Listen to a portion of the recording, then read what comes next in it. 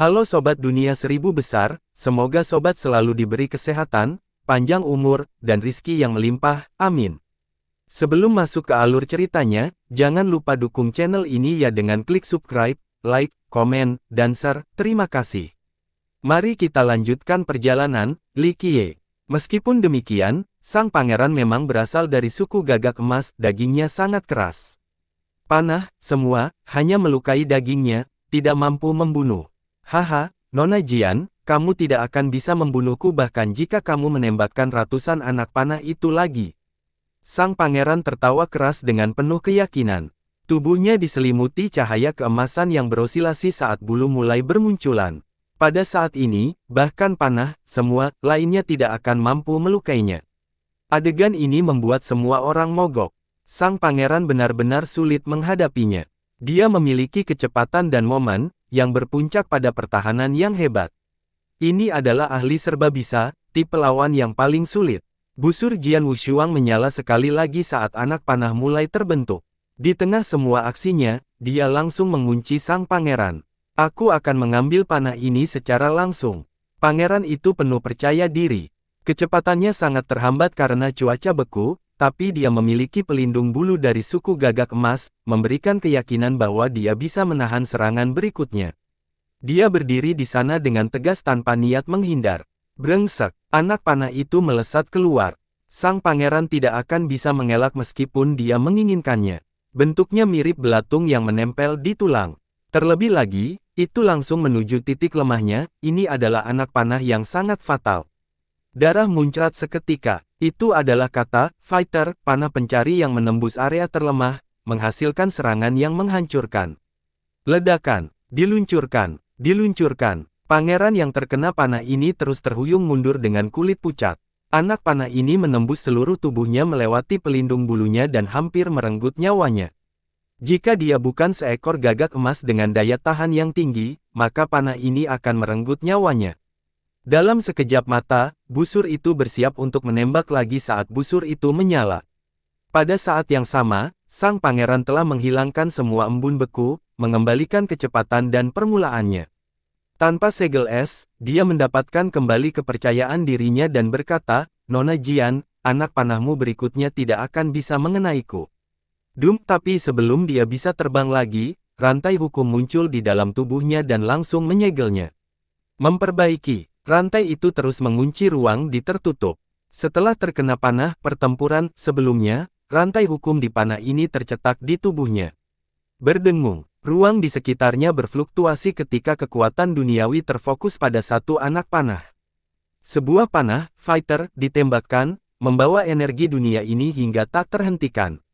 Membuka, sang pangeran dengan marah berteriak ketika cahaya tak berujung muncul dari tubuhnya. Matahari muncul di hadapannya untuk membelanya, ini adalah perlindungan sukunya yang paling kejam. Ledakan, anak panah ini menembus matahari di hadapannya dan bahkan menembus dadanya. Dia langsung berlumuran darah, lubang menganga yang mengerikan di dadanya. Adegan ini membuat orang terperangah. Seseorang yang berada di dekatnya, panahan klan Jian memang tiada taranya di dunia ini. Sang pangeran menggabungkan seni dari dua gaya yang berbeda. Banyak yang merasa kagum dengan pencapaian ini, mungkin tak seorang pun di bawah virtues paragon yang bisa dihentikan. Tapi sekarang mereka terkejut, Jian Wushuang menjatuhkannya. Di saat yang sama, tidak ada aktivitas di sisi lain. Setelah Long Jingxian memasuki formasi arai surgawi, dia sepertinya telah menghilang. Sepenuhnya tanpa jejak, beberapa penggarap di kegelisahan kepala dan menyesali nasibnya, sungguh mengarahkan bagi gadis penggulingan kerajaan ini, mati dengan mengenaskan dalam formasi. Gadis yang bodoh. Dia hanyalah seorang junior tanpa nama namun dia masih berani mencoba menghancurkan formasi kita. Raja muda itu dengan arogan bersinar, formasi saya berasal dari formasi kekuasaan. Meski tidak melakukan hal itu, ia masih bisa dengan mudah memikat paragon berbudi luhur. Raja muda itu yakin dengan formasinya. Formasi sekolahnya tidak ada tandingannya di dunia ini. Selain itu, dia adalah seorang jenius formasi yang bahkan diundang oleh Ye Qingcheng untuk mengatur formasi untuknya. Jian Wushuang yakin akan menang. Dia melihat perpaduan dan perpaduan, kemenangan adalah milikku kali ini. Oleh karena itu, busurnya menyala. Pada saat ini, anak panah yang terbuat dari mantra ditujukan untuk membunuh sang pangeran. Gemuruh. Namun dalam sekejap, langit terbelah. Semua bangunan yang menghalangi pintu masuk dunia binatang dan bahkan kota-kota itu sendiri telah dihancurkan.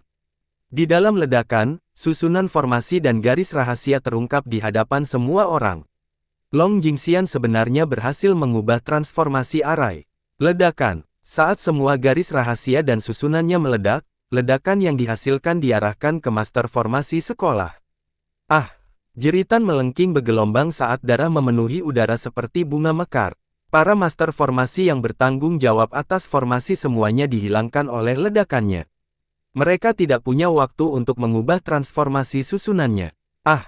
Jeritan lain muncul. Sang pangeran merobek tubuhnya menjadi dua dan menghilang ke cakrawala, meninggalkan sebagian tubuhnya untuk melarikan diri.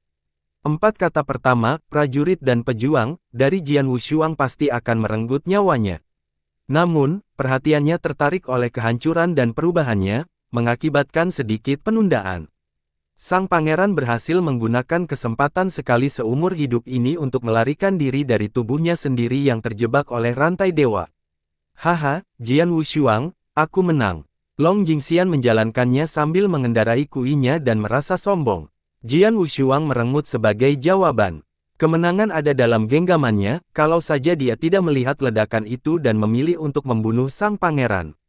Jangan kecewa dengan hasilnya. Li Qiye dengan lembut menenangkan, biarlah ini menjadi pelajaran bagimu. Di medan perang dengan bahaya yang mengancam di mana-mana, seringkali, satu pemikiran akan menentukan keberhasilan atau kegagalan. Jian Wushuang meletakkan busurnya dan tidak menjawab. Dia berpikir bahwa dia memang terlalu ceroboh. Kalau tidak, sang pangeran tidak akan bisa melarikan diri. Dia bukan satu-satunya yang diam. Banyak orang di sini terkejut dengan dia mengalahkan pangeran dan Long Jingxian menghancurkan formasi besar sekolah. Dari awal hingga akhir, Li Qiye bahkan tidak mengangkat satu jari pun, namun ia mampu menghadapi musuh-musuhnya. Ini menunjukkan kekuatan kubunya. Long Jingxian duduk di atas binatang buasnya dan dengan penuh kemenangan menyatakan, saya pikir formasi besar dari sekolah ini akan luar biasa, tetapi saya selesai hanya setelah 3 kali mencoba. Keluarkan formasi kekuasaanmu, aku ingin melihat lagi. Ekspresi Raja Muda menjadi sangat tidak sedap dipandang. Dia sangat percaya diri pada formasinya yang luar biasa, mahakarya sekolahnya, tapi formasi itu dengan mudah dihancurkan oleh siapapun. Ini merupakan penghinaan besar baginya. Sama sekali tidak aneh melihat Long Jingxian menghancurkan formasi dan bahkan menjamin momentum untuk membunuh semua orang yang memimpin barisan. Nasib keabadiannya memberikan bakatnya yang tak tertandingi. Tidak peduli seberapa dalam dan mistisnya suatu formasi, dia akan mampu menyelesaikannya setelah memeriksanya sebentar. Bahkan bisa dikatakan hanya ada sedikit formasi di dunia ini yang dapat mengganggunya. Jadi bagaimana jika kamu bisa menghancurkan formasi? Raja muda itu berkata, dunia binatang masih diperuntukkan bagi seluruh dunia. Jangan pernah bermimpi untuk memonopolinya, Li Qiye. Bukan hanya kakak keduaku yang akan melawannya, hal yang sama juga berlaku di Sekte Arai Surgawiku. Betapa tidak tahu malunya. Beberapa ahli diam-diam berbisik di antara mereka sendiri setelah mendengar ini. Li Qiye melirik ke arah Raja Muda, lalu ke arah para tetua dari sekolah. Dia mengirimkan dan berkata, jika sekolah Celestial Arai Anda ingin mati, maka saya dengan senang hati akan membantu Anda. Sekolahmu dan Ye Qingcheng tidak ada apa-apa di mataku. Sungguh tidak masuk akal. Seorang tetua tidak bisa menahan diri untuk membalas setelah melompat keluar, Li Qiye, formasi kekuasaan kita dapat membantai para dewa dan menekan iblis. Jika kamu mampu, datanglah ke wilayah kami dan masuki barisan kekuasaan. Sekolahmu tidak istimewa. Hari ini, aku akan membunuh kalian semua.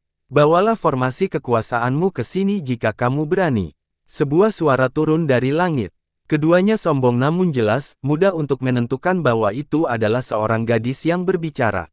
Namun, kata-kata ini membawa kekuatan yang nyaring dan mengesankan yang tidak lebih rendah dari kekuatan siapapun. Serangkaian cuplikan terjadi. Sebuah benua raksasa muncul dan menutupi langit, menyebabkan banyak orang melihat ke atas. Benua ini sangat megah dan menuangkan hukum seperti air terjun. Masing-masing hukum ini sama kuatnya dengan barisan pegunungan, mampu menghancurkan segala sesuatu, tidak ada yang bisa menghentikan jalur benua ini. Tipe wilayah Mei Aonan. Seseorang berteriak setelah melihat benua yang mendominasi ini. Mei Aonan adalah seorang jenius yang menjadi terkenal setelah Ye Qingcheng. Dia muncul setelah Ye Qingcheng membangunnya di dunia. Namun, hanya dalam beberapa tahun singkat, dia mampu mengancam dunia dan mengumpulkan banyak ahli yang tiada bandingannya di bawah panjinya. Dalam waktu singkat ini, prestisenya berhasil menyamai Ye Qingcheng. Meski masih dianggap orang nomor satu di kalangan generasi muda, ada yang percaya Mei Aonan bisa mengklaim gelar tersebut. Sebagai talenta terkuat di generasi saat ini, keduanya telah memulai pertarungan mereka. Kedua belah pihak selalu mengalami konflik, satu-satunya hal yang hilang adalah pertarungan langsung antara dua orang jenius. Kehadiran Mei Aonan membuat seluruh pemandangan menjadi sunyi, dan banyak ahli yang gemetar di dalamnya. Sebatang pohon mempunyai naungan dan seseorang mempunyai nama, hari ini, prestise Mei Aonan pasti sama besarnya dengan Ye Qingcheng.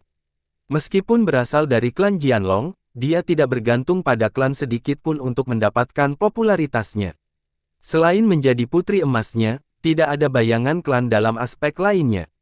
Dia memilih untuk membukanya sendiri tanpa menggunakan klannya yang memiliki 3 kaisar. Terlebih lagi, prestisenya bahkan mengancam Ye Qingcheng. Betapa menakjubkannya hal ini. Raja muda dan tetua dari sekolah sangat marah setelah mendengar suara yang datang dari Imperial Age.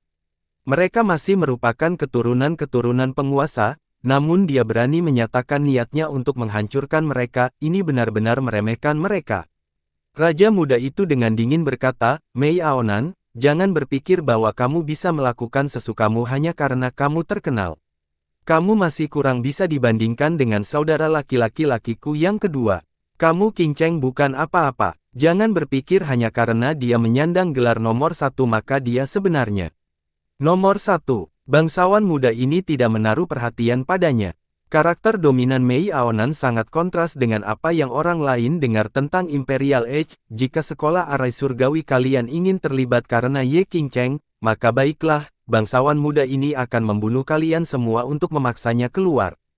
Membunuh mereka semua. Saat dia mengeluarkan perintah ini, satu demi satu karakter hebat melompat turun dari benua terbang.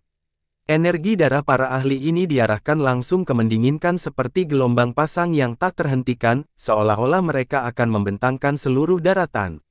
Yang pertama melompat ke bawah adalah kakak perempuan Basilis bermata 4, Yang Mulia Basilis.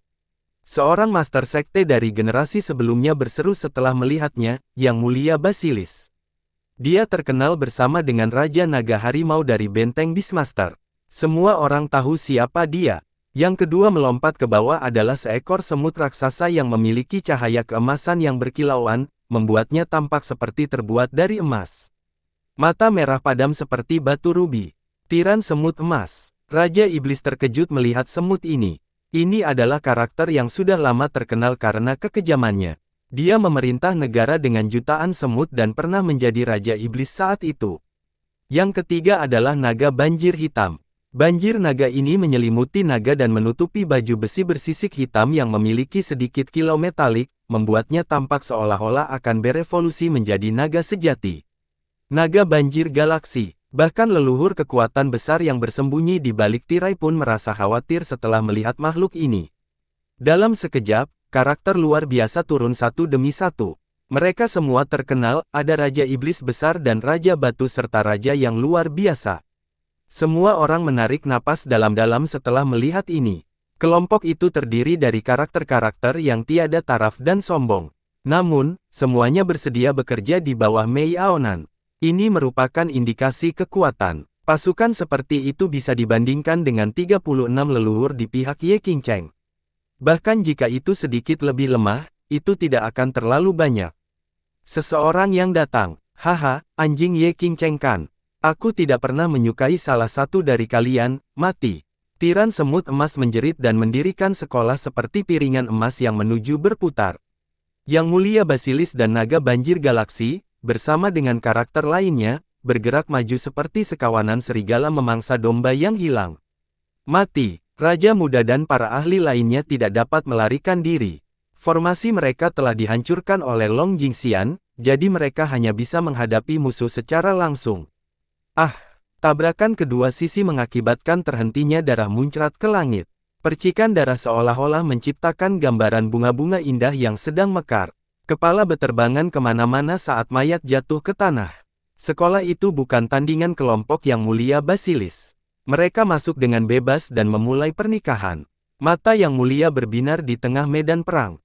Saat matanya menyapu, para ahli dari sekolah itu ketakutan. Golden Antiron secepat kilat. Mandibula di depannya menyerupai gunting emas. Orang bisa mendengar suara pemotongan saat para ahli sekolah diiris-iris. Banjir naga itu bahkan lebih kejam lagi, cakarnya yang besar menghantam dan mengubah musuhnya menjadi daging cincang. Memercik ke darah kiri dan ke kanan saat bergumam melengking terdengar dari mana-mana. Sekolah itu tidak cocok dan mengalami kerugian yang sangat besar. Ini hanyalah penandatanganan sepihak. Aktifkan formasi. Kerugian besar itu membuat para sesepuh sekolah menangis. Mereka menawarkan semua darah sepanjang umur mereka untuk menggerakkan susunan formasi tunggal. Zeng, setelah susunan ini menerima darah berumur panjang yang cukup, formasi tertinggi terbuka. Aura kejayaan yang perkasa seperti jaring surga yang tak berujung dilemparkan ke arah pasukan yang mulia. Apakah itu formasi pemerintahan? Seseorang berdebar-debar setelah merasakan aura kekalahan ini. Namun, sebelum formasi tertinggi ini dapat menekan area tersebut sepenuhnya, sebuah pilar turun dari Imperial Edge di atas. Ada rune misterius tak terbatas yang terukir di tubuh batunya saat ia segera memasukkan dirinya ke dalam formasi. Tidak ada yang bisa menghalangi penelanannya karena pilar tersebut menyerap semua susunan dan rune di dalam formasi serta darah umur panjang yang menggerakkannya. Setelah sepenuhnya dilahap oleh pilar, formasi kuat itu hancur dalam sekejap. Tidak, para tetua berteriak putus asa setelah melihat ini karena formasi adalah kartu truf mereka.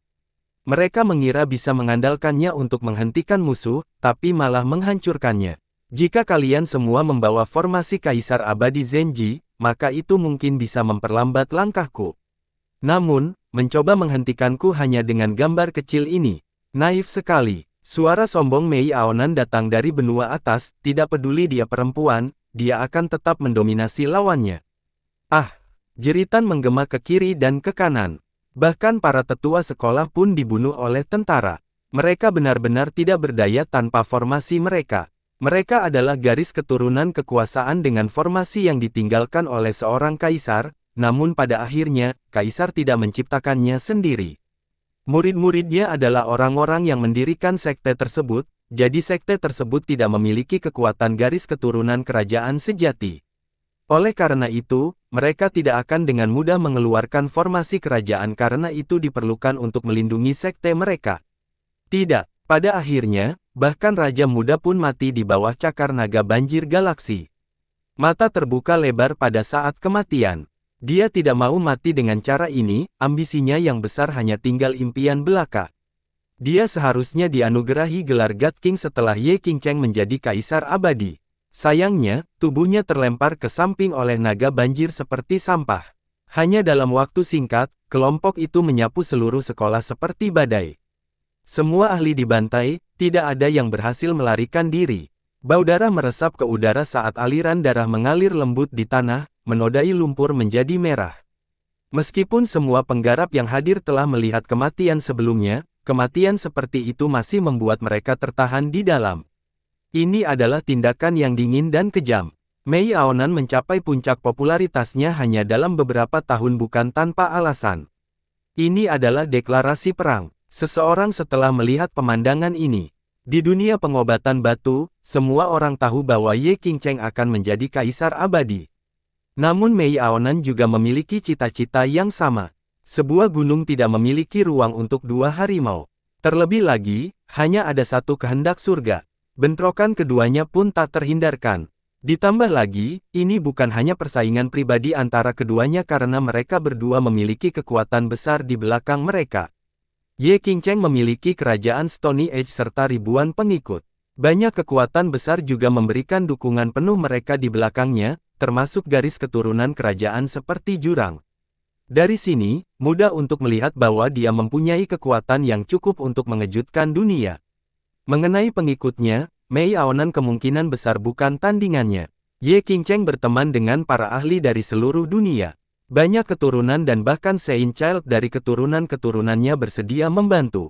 Di sisi lain, Mei Aonan adalah orang yang sangat arogan dan memiliki sedikit teman. Meskipun memiliki banyak karakter hebat yang mendukungnya, seperti Yang Mulia Basilis, Naga Banjir Galaksi, dan Tiran Semut Emas. Sebenarnya kubunya bukan milik Ye Qingcheng. Dapat dikatakan bahwa panggilan Ye Qingcheng akan dijawab oleh seluruh dunia. Namun, jangan lupa bahwa Mei Aonan berasal dari klan Jianlong.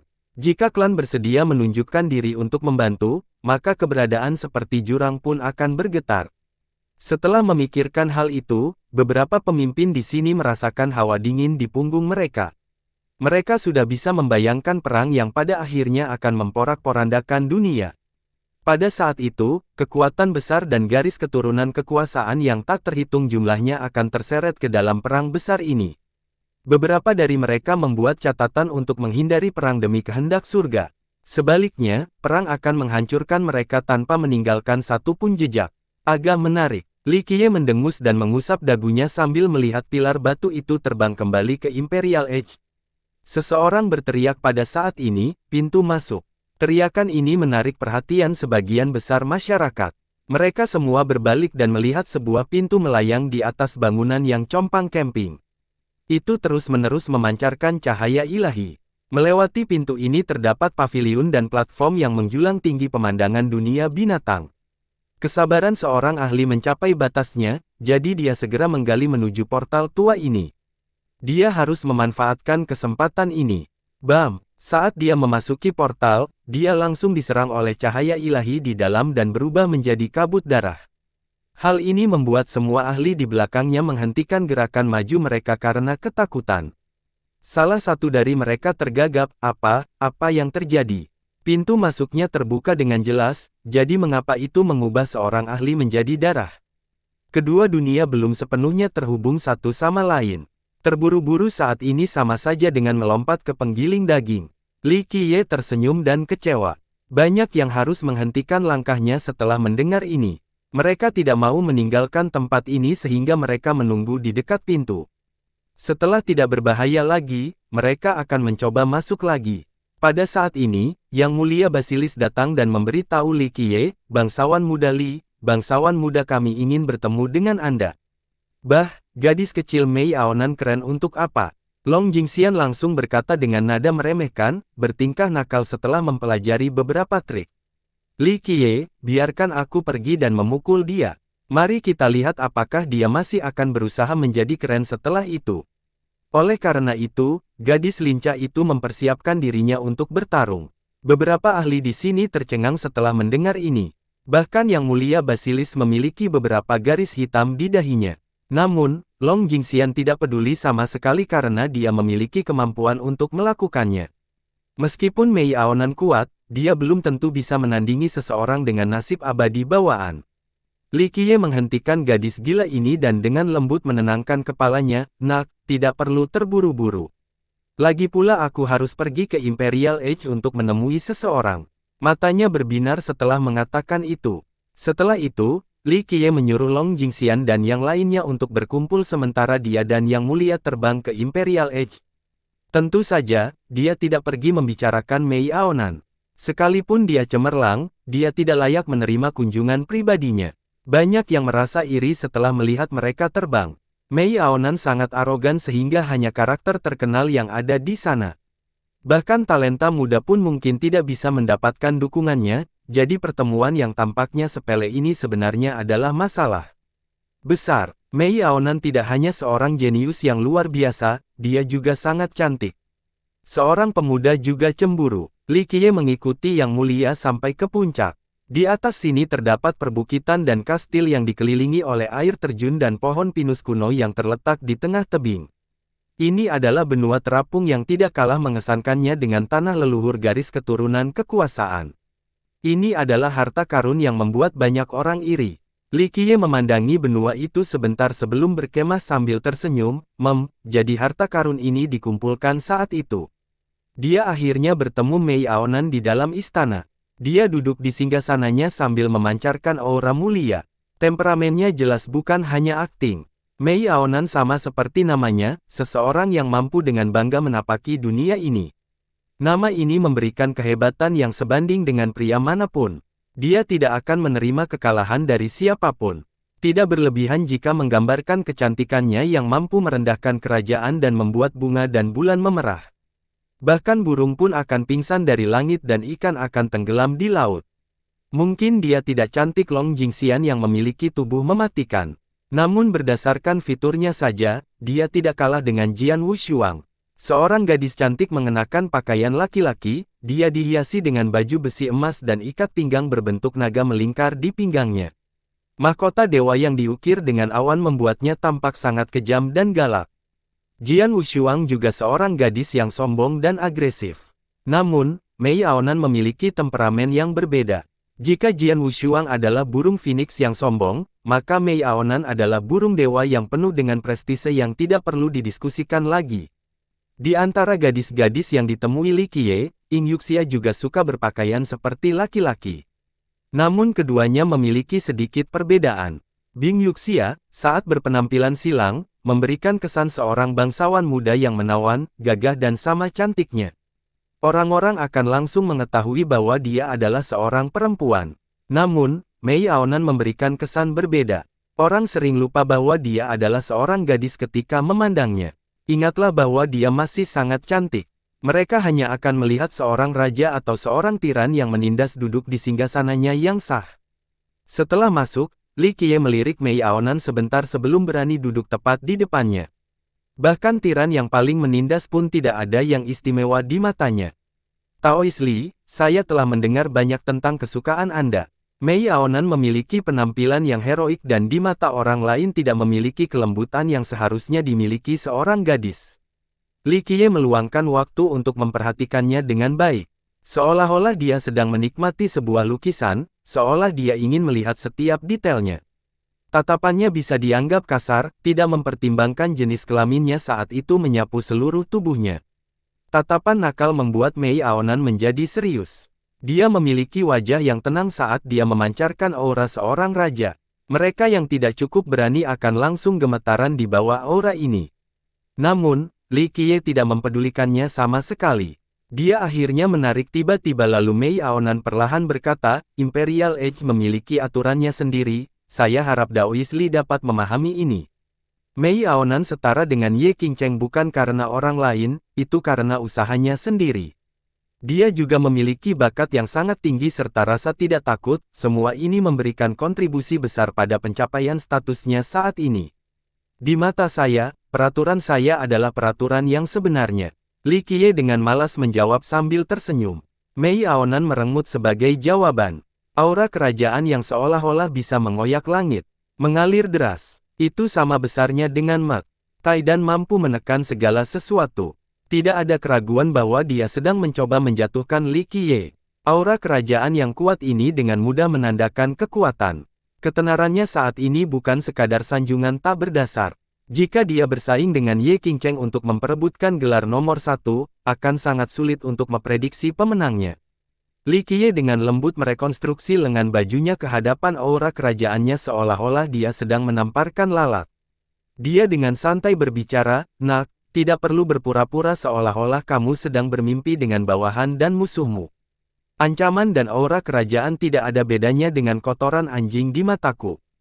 Kamu, Mei Aonan tidak lebih lemah dari pria manapun, tapi wajahnya memerah saat dia menatap Li Qiye. Bahkan orang jenius nomor 1, Ye Qingcheng, tidak akan berani menirukan kata-kata vulgar seperti yang ada di hadapannya. Li Qiye dengan dingin menyorotnya, Nak, jika kamu ingin menanyakan sesuatu padaku, tunjukkan sikap yang lebih baik. Dia kemudian bersandar di kursinya dan dengan malas berbicara, saya tahu Anda sangat sombong dan dapat mendukungnya, tetapi itu tidak berarti apa-apa di mata saya.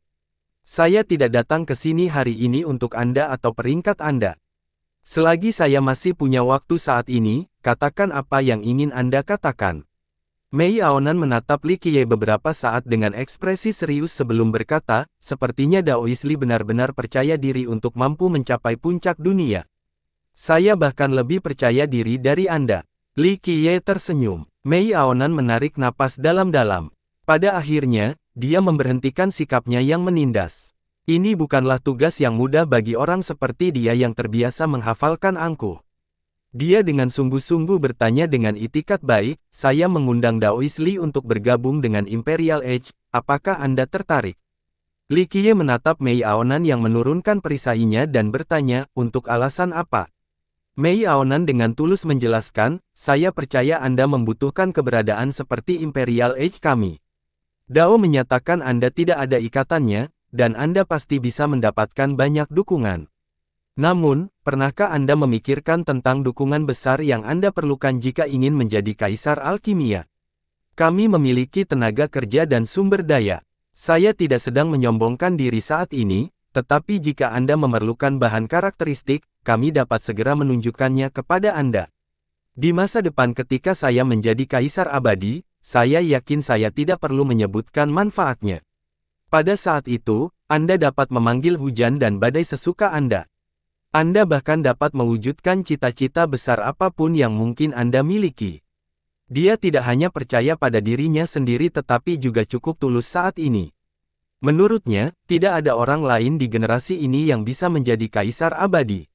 Ini tidak hanya berasal dari harga dirinya, tapi juga karena ambisinya. Dia bersumpah untuk tidak pernah menyerah sebelum naik tahta. Tidak diragukan lagi, dia menghargai Dao yang mencerminkan tiada taraf milik Li Qiye. Di matanya, apakah Li Qiye kuat atau tidak mampu bukanlah hal yang penting. Faktanya, dia selalu sangat percaya diri dan bangga. Standarnya sangat tinggi, sehingga tidak ada remaja yang bisa melihatnya. Apalagi orang-orang seperti Pangeran Gagak Emas bukanlah siapa-siapa dia. Dia bahkan siap mengalahkan Ye Qingcheng demi kehendak surga. Jadi, satu-satunya hal yang dia inginkan dari Li Qiye adalah warisan miliknya.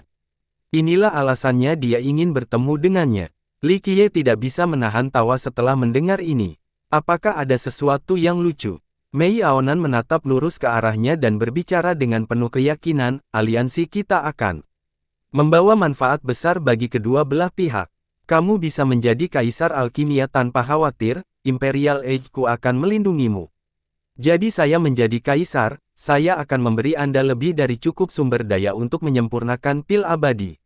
Mungkin kamu bahkan akan menjadi kaisar alkimia terhebat sepanjang masa. Nak, sebelum mempertimbangkan apakah kamu bisa menjadi seorang kaisar atau tidak, aku harus menunjukkan bahwa aku tidak tertarik menjadi kaisar alkimia. Li Qiye melihat keberaniannya tersenyum, ditambah lagi, dengan adanya saya di sini, saya khawatir kamu tidak akan memiliki kesempatan untuk menjadi seorang kaisar di generasi ini. Mata Mei Aonan berubah serius saat dia menatapnya, jadi, kamu ingin bersaing memperebutkan kehendak surga melawanku. Li Qiye memandangnya dan menenangkan kepalanya untuk berkata, kamu salah. Bukannya aku akan bersaing denganmu untuk mendapatkan kehendak surga, tapi itu sudah menjadi milikku. Anda hanya bisa keluar. Sepertinya kamu memiliki keyakinan penuh pada pemikiranmu. Keinginannya untuk berkelahi melonjak seolah-olah dia ingin menantangnya, baiklah. Saya akan menyaksikan seni tertinggi Anda untuk melihat apakah Anda memenuhi persyaratan untuk bersaing dengan saya. Sikap mendominasi ini sama hebatnya dengan sikap pria manapun. Dia berani menantang siapapun dan percaya bahwa dia akan mengklaim kemenangan tidak peduli siapapun mereka. Li Qiye tersenyum saat melihat semangat juangnya dan berkata, kamu benar-benar luar biasa. Meskipun Anda berasal dari klan Jianlong, Anda sebenarnya tidak mengembangkan hukum apapun darinya dan membentuk hukum Anda sendiri. Meski memiliki guru yang bijaksana, prestasi tersebut tetap patut diapresiasi. Jika kamu dilahirkan di generasi yang berbeda, maka mungkin kamu bisa menjadi seseorang yang setara dengan Kaisar Abadi Yulong dari klanmu. Aduh, sayang sekali kamu dilahirkan di generasi di mana aku berada. Li Qiye dengan lembut resolusinya, di zamanku, semua naga akan melingkar dan semua harimau akan duduk di hadapanku. Halangi jalanku dan aku akan berjalan melewati mayatmu. Karena kamu sangat percaya diri, lawan aku untuk membuktikan kekuatanmu. Mei Aonan tidak ragu-ragu lagi karena Li Qiye bermaksud sombong. Li Qiye dengan malas meliriknya dan berkata, nak, aku datang ke Imperial Edge bukan untuk melawanmu atau untuk menyombongkan diri. Aku hanya ingin bertemu dengan tuanmu, golem yang mengajarimu. Suruh dia keluar dan temui aku. Siapa kamu? Matanya berubah tajam. Pada saat ini, ada sedikit niat membunuh yang terpancar darinya. Tidak ada gunanya bahkan jika kamu ingin aku mati. Li Qiye bergaul, sepertinya kakek tua dari klanmu masih belum menggambarkan siapa aku. Kalau begitu, aku tidak akan melawanmu. Katakan pada golem itu untuk datang dan menemuiku, atau aku akan menghancurkan Imperial Edge-mu dan melemparkannya kembali ke dunia binatang. Siapa yang berani berbicara tentang melemparkanku kembali ke dunia binatang?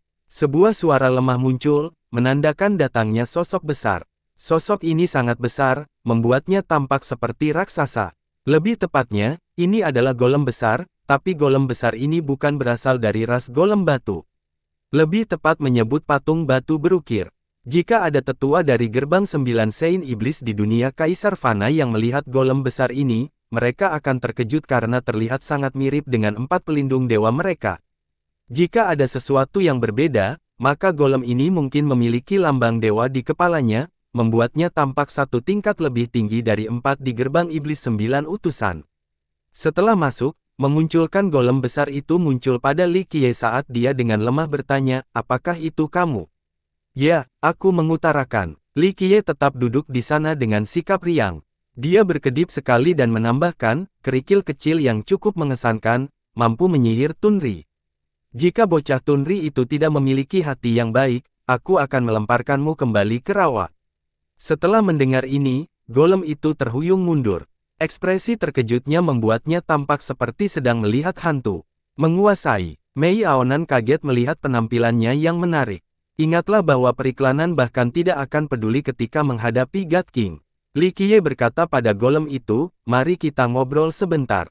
Golem itu menatap Li Qiye dengan takjub selama beberapa saat sebelum memberitahu Mei Aonan, nak, tinggalkan kami sebentar.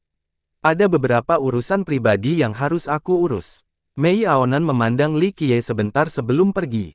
Jadi itu kamu. Golem itu masih tercengang dan ragu-ragu sejenak sebelum bertanya. Menurutmu siapa lagi yang tahu tentang bagaimana kamu mencoba menipu Kaisar Abadi Tunri di masa mudanya? Siapa lagi yang tahu kalau bukan karena Kaisar Abadi Tunri yang memohon padamu, aku akan melemparkanmu kembali ke rawa. Siapa lagi yang bisa memiliki item ini selain aku setelah menghancurkan alam binatang ilahi? Li Qiye tersenyum dan mengeluarkan tongkat perunggu itu. Golem itu melihat tongkat perunggu di tangan Li Qiye dan mundur beberapa langkah lagi. Ekspresinya dengan cepat berubah ketika dia bergumam, saya mengetahuinya, saya mengetahuinya.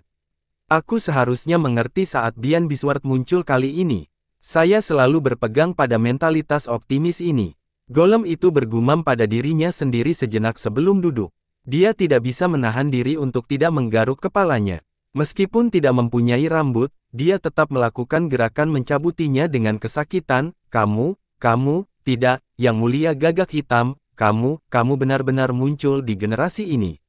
Bagaimana saya akan hidup? Saya berusaha keras dan akhirnya mempersiapkan penerus yang bisa menjadi Kaisar Abadi. Anda harus berterima kasih kepada saya karena mengingat sentimen masa lalu. Jika tidak, aku akan terlalu malas untuk berbicara denganmu, aku akan langsung membawamu kembali ke rawa. Li Qiye menyatakan. Golem itu berkata tanpa daya, Yang Mulia, Anda tidak bisa memperlakukan saya seperti itu. Saya telah mencapai kesepahaman dengan Bian. Saat ini, saya bukan lagi orang berdosa.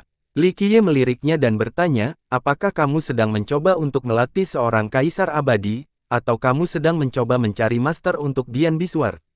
Golem itu dengan cepat menjawab, Yang Mulia, saya tahu Anda tidak tertandingi.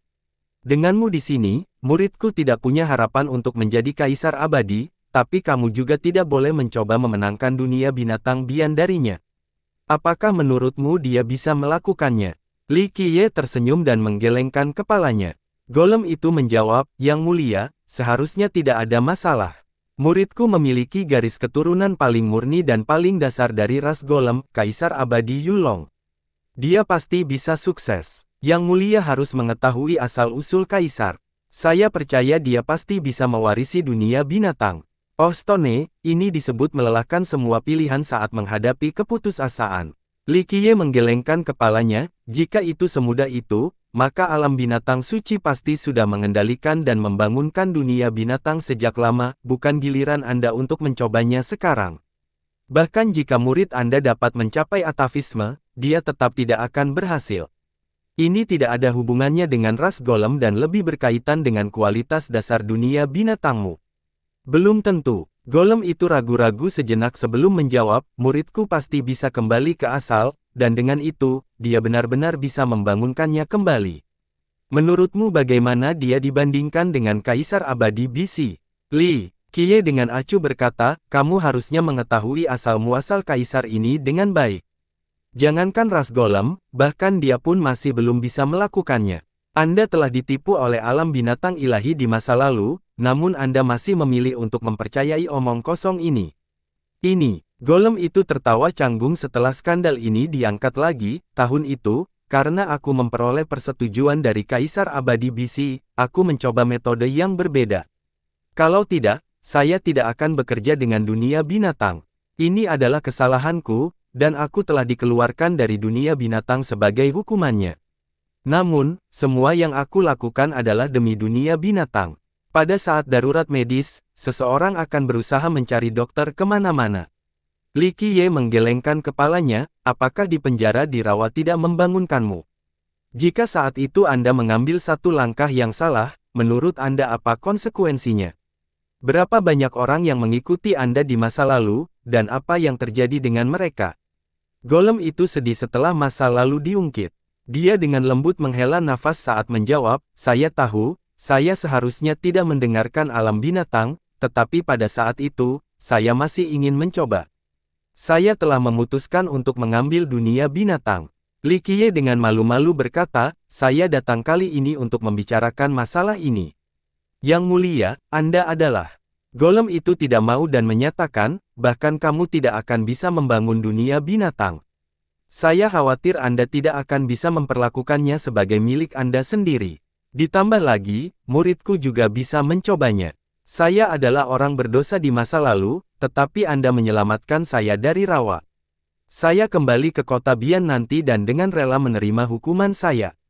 Setelah itu, saya dapat meyakinkan pemerintah kota bahwa jika saya menemukan kandidat yang cocok, mereka akan mengizinkan saya untuk mencobanya. Pada titik ini, Golem dengan enggan menyatakan, Yang Mulia, selama beberapa juta tahun terakhir hingga sekarang, saya telah menerima hukuman dari kota dan menghabiskan waktu berbulan-bulan untuk pulih. Kemudian, saya mengerahkan upaya yang tak terhitung banyaknya untuk menemukan kandidat yang cocok. Jika kamu tidak membiarkanku mencoba dan mengambil dunia binatang itu untuk menjadi milikmu sendiri, ini terlalu tidak adil. Kamu benar-benar percaya diri. Li Qiye tidak dapat menahan tawanya. Yang Mulia, setidaknya izinkan murid saya mencobanya sekali saja. Golem itu buru-buru memohon, jika muridku berhasil, maka ini akan sangat menyenangkan di masa depan.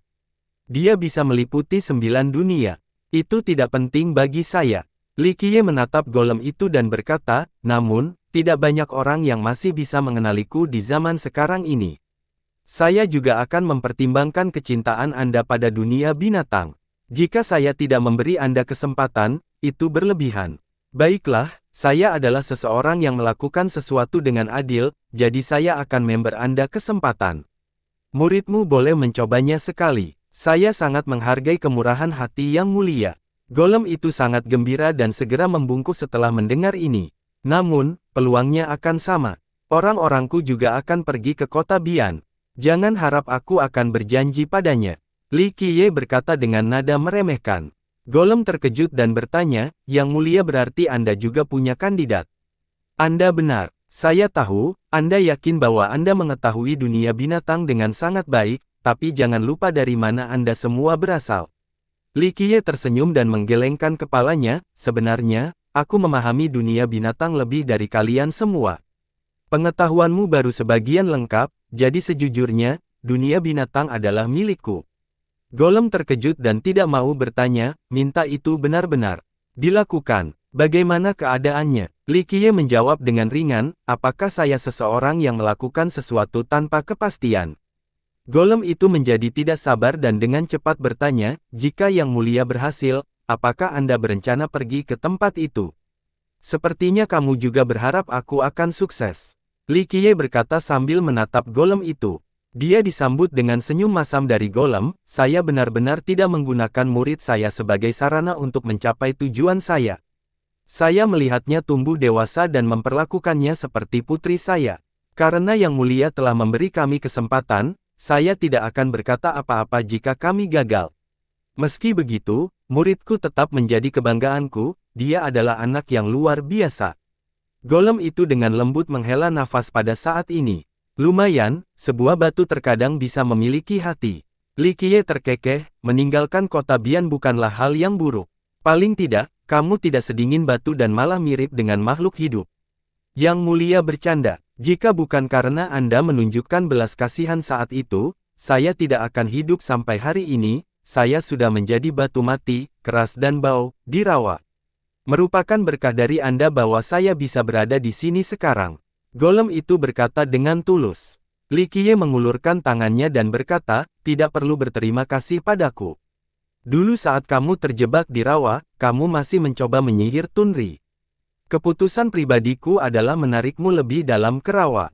Sayangnya, Tunri masih muda dan memiliki hati yang baik, dia berbicara atas namamu. Jadi aku mengusirmu dari situ. Pada saat itu, saya menganggap Kaisar Abadi Tunri memiliki bakat yang layak untuk dikembangkan, jadi saya ingin mengajarkannya. Saya tidak tahu bahwa Yang Mulia melindungi daunnya. Kalau tidak, aku tidak akan berani mencoba mencuri muridmu meskipun aku 100 kali lebih berani. Golem itu terbatuk-batuk karena malu. Yah, itu semua sudah berlalu, tidak perlu malu. Hari ini, saya datang untuk mengingatkan Anda agar tidak menghalangi saya dan menghalangi rencana saya. Sedangkan sisanya, saya tidak peduli. Li Qiye memegang lengan bajunya dan berdiri untuk pergi. Tunggu, untuk berjaga-jaga, kalau Yang Mulia benar-benar berhasil, apakah Anda berniat pergi ke tempat itu? Golem itu buru-buru bertanya sekali lagi. Li Qiye melirik ke arahnya, sepertinya kamu masih belum menyerah. Batu-batu di kota Bian itu tidak akan pernah sekeras dirimu. Golem itu menjawab dengan emosional, saya hanya ingin memahaminya karena kami tidak mungkin muncul begitu saja. Saya ingin mengetahui keberadaan seperti apa yang menciptakan kita. Kami bukan bagian dari ras golem atau iblis, kami hanyalah patung pahatan. Aku hanya ingin tahu asal-usul kita. Jika ada penjelasan di dunia ini, definisi pasti ada di lokasi itu. Li Qiye bertanya tanpa emosi, kamu seharusnya tahu sedikit tentang tempat itu, apakah kamu pikir kamu bisa melakukannya? Golem itu berpikir sejenak sebelum mengangkat kepalanya dan menjawab dengan santai, pengetahuanku benar-benar terbatas tentang tempat itu. Namun, saya tahu Yang Mulia mengetahuinya. Di dunia ini, hanya kamu yang bisa mencapai tempat itu. Kaisar Abadi Tunri memberitahuku bahwa sepertinya hanya kamulah satu-satunya yang berhasil dalam hal ini. Haha, jadi kamu bertemu dengan bocah nakal Tunri nanti. Li Qiye tidak bisa menahan tawa. Golem itu terbatuk sebagai tanggapan, saya bekerja sebagai pelayan setelah dunia binatang dibuka sekali lagi. Kaisar Abadi Tunri mengingat persahabatan kami, jadi dia datang menemuiku sekali pada waktu itu. Aku tahu, Li Qiye tersenyum, bocah Tunri itu, meskipun memiliki julukan yang mendominasi, tidak bisa mengubah kebaikannya jauh di lubuk hati. Kami akan berbicara lagi setelah saya sampai di sana. Saya tidak dapat memberitahu Anda detailnya sekarang. Terima kasih, Yang Mulia. Golem itu langsung membungkuk kegirangan setelah mendengar ini. Li Qiye dengan lembut mengangguk dan pergi. Saat dia pergi, Mei Aonan mengamatinya seolah dia ingin melihat ke dalam dirinya. Setelah Li Qiye pergi, hanya Mei Aonan dan golem yang ada di istana. Golem itu duduk di kursinya, berpikir untuk waktu yang sangat lama. Tuan, apa yang Li Qiye bicarakan denganmu? Mei Aonan tertarik melihat golem itu bertingkah seperti ini. Majikannya bahkan lebih kuat dari para God King. Dia selalu tenang dan jarang mengalami momen seperti itu. Setelah menenangkan diri, golem itu menatap Mei Aonan dan dengan lembut berkata, "Nak, kamu harus mengerahkan tenaga selama perjalanan kita ke dunia binatang, tidak ada yang lebih baik daripada keberhasilanmu, tetapi jika kamu gagal, aku akan mengurungmu di bawah tanah, jauh dari dunia." Segel, mengapa saya harus disegel? Guru, bahkan jika kita tidak berhasil di dunia binatang, saya masih memiliki banyak hal yang ingin saya lakukan dalam hidup ini, seperti meraih kehendak surga dan menjadi kaisar abadi. Ini cita-cita dan tujuan saya, bukankah ini juga harapan Anda? Golem itu dengan lembut mengangguk dan dengan enggan berbicara, "Nak, bukannya aku tidak percaya padamu. Di mata tuanmu, kamu bahkan lebih cemerlang dari Ye Qingcheng. Dia diberi isyarat oleh orang bijak yang tak terhitung jumlahnya untuk memiliki tingkat bakat ini. Anda hanya kekurangan waktu dibandingkan dengan dia. Jalan menuju kehendak surga itu panjang, jadi bahkan melawan seseorang yang sekuat dia, kamu masih memiliki kesempatan untuk mengalahkannya. Itu adalah hal yang biasa. Kehendak surga adalah milikku sendiri." Mei Aonan menyatakan dengan sangat percaya diri. Tentu saja, dia memenuhi syarat untuk bersikap seperti itu. Dia memulai debutnya lebih lambat dari Ye Qingcheng, tetapi ketenarannya sudah menyusulnya. Dia sangat yakin mampu mengalahkan seorang jenius seperti Ye Qingcheng. Namun, ada beberapa hal yang tidak dapat dipersiapkan oleh rencana apapun. Golem itu dengan lembut menghela nafas, pada generasi ini, siapapun yang ingin bersaing demi kehendak surga harus mengalah. Bahkan seorang jenius yang lebih luar biasa pun tidak dapat mengubah fakta ini. Beri jalan untuk siapa? Mei Aonan tidak yakin, "Guru, saya tidak takut pada seorang jenius yang lebih luar biasa. Hatiku sekeras baja dan aku bersumpah untuk merebut kehendak surga. Nak, aku tidak meragukan tekadmu dan aku juga yakin kamu memiliki kemampuan." Golem itu tersenyum kecut, "Tetapi di generasi ini, kamu harus mengalah. Bukannya aku ingin memaksamu, aku hanya tidak ingin kamu mati sia-sia. Anda harus menghindari generasi ini dengan menyegel diri Anda sendiri. Masih belum terlambat untuk muncul di generasi berikutnya dan membuktikan dao Anda. Jika tidak, ketika kehendak surga muncul dan Anda berpartisipasi dalam perang, saya khawatir kematian Anda sudah pasti. Bahkan dengan perlindungan pribadiku, kamu tidak akan bisa keluar dalam keadaan utuh." "Tuan, mengapa kamu begitu sedih?" Mei Aonan harus berkata, "Kekuatan guru cukup untuk memandang rendah 9 langit dan 10 bumi. Ditambah lagi, begitu aku menjadi kandidat kaisar, tidak perlu takut pada God King atau jenius lainnya karena aku akan menyapu 9 dunia. Calon God King dan kaisar, hal-hal ini tidak ada artinya." Golem itu berkata, saat dia bergabung dalam pertempuran demi kehendak surga, kedua keberadaan ini hanya akan menjadi serangga belaka. "Dia," Mei Aonan bertanya, "Guru Edang berbicara tentang Li Qiye?" "Ya, dia." Golem itu memandang ke arah langit dan berkata, "Di masa sekarang, siapa lagi selain dia yang bisa membuatku menyingkir? Tuan, mengapa memuji musuh dan menurunkan semangat kita?" Mei Aonan tidak berpikir itu adalah masalah besar, meskipun Li Qiye memiliki ketenaran yang sangat besar, dalam hal bakat, hati dao, dan kekuatan, saya masih percaya bahwa saya bisa mengalahkannya. "Nak, kamu tidak mengerti." Golem itu dengan lembut menggelengkan kepalanya, "Kamu tidak akan pernah bisa mengalahkannya. Sejak zaman Ming kuno, tidak ada seorang pun di dunia ini yang bisa mengalahkan." Dia berhenti di sini karena dia enggan untuk mengungkapkan lebih banyak. "Apakah guru berbicara tentang ras Ming kuno dari legenda?" Mei Aonan bertanya dengan heran. Dia sangat penasaran dengan percakapan seperti apa yang dilakukan Li Qiye dengan tuannya yang menyebabkan dia menjadi begitu depresi. "Nak, kamu harusnya tahu tentang klan Jianlongmu sendiri." Golem itu menjelaskan, "Saya yakin para tetua di klan Anda telah membicarakan alasan mereka memilih untuk hidup menyendiri. Nenek moyang jarang membicarakan hal ini. Mereka hanya mengatakan bahwa di masa lalu, klan Jianlong kami kalah dan disegel oleh keberadaan yang tabu. Sejak saat itu, kami tidak ingin lagi ada." Mei Aonan menjawab dengan sedikit kebingungan. "Ya, ini adalah keberadaan tabu yang dibicarakan oleh klan Jianlongmu." Golem itu berbicara perlahan. Setelah mendengar ini, matanya bersinar dengan niat bertarung yang melonjak saat dia menyatakan, "Tuan, apakah Anda mengatakan Li Qiye memiliki keberadaan tabu legendaris sebagai pendukungnya?" Bisa dibilang seperti itu. Golem itu menyadari muridnya menjadi lebih bersemangat dan tidak bisa menahan senyum. Dia tidak ingin mengatakan lebih banyak karena jika dia mengungkapkan bahwa Li Qiye sendiri adalah eksistensi yang tabu, siapa yang tahu apakah muridnya yang tak kenal takut akan pergi melawannya atau tidak. Maka semakin banyak alasan untuk melawan Li Qiye. Auranya melonjak seolah dia telah berubah menjadi seorang dewi. Dia berseru dengan kuat, "Saya juga ingin melihat apa yang istimewa dari penerus yang dipilih oleh apa yang keberadaannya disebut tabu legendaris ini." "Nak, tarik napas dalam-dalam dan tenangkan pikiranmu. Perang hanyalah salah satu bagian dari terendam, tidak perlu terlalu bersemangat. Pikiran seorang ahli yang baik di udara, bahkan di saat perang. Golem itu perlahan menguliahinya setelah melihat Mei Aonan yang siap bertempur. Akhirnya, dia menarik napas dalam-dalam sebelum menatap lurus ke arah golem itu untuk berbicara dengan nada serius dan tegas, "Tuan, saya ingin melawan Li Qiye." Golem itu tersenyum kecut. Bagaimana mungkin dia tidak mengetahui kepribadian muridnya sendiri? Dia dengan lembut menenangkan, "Nak, jangan terburu-buru. Kelemahan Anda adalah ketidaksabaran dan kesombongan Anda. Jika Anda tidak memperbaikinya, itu akan menjadi kehancuran Anda suatu hari nanti."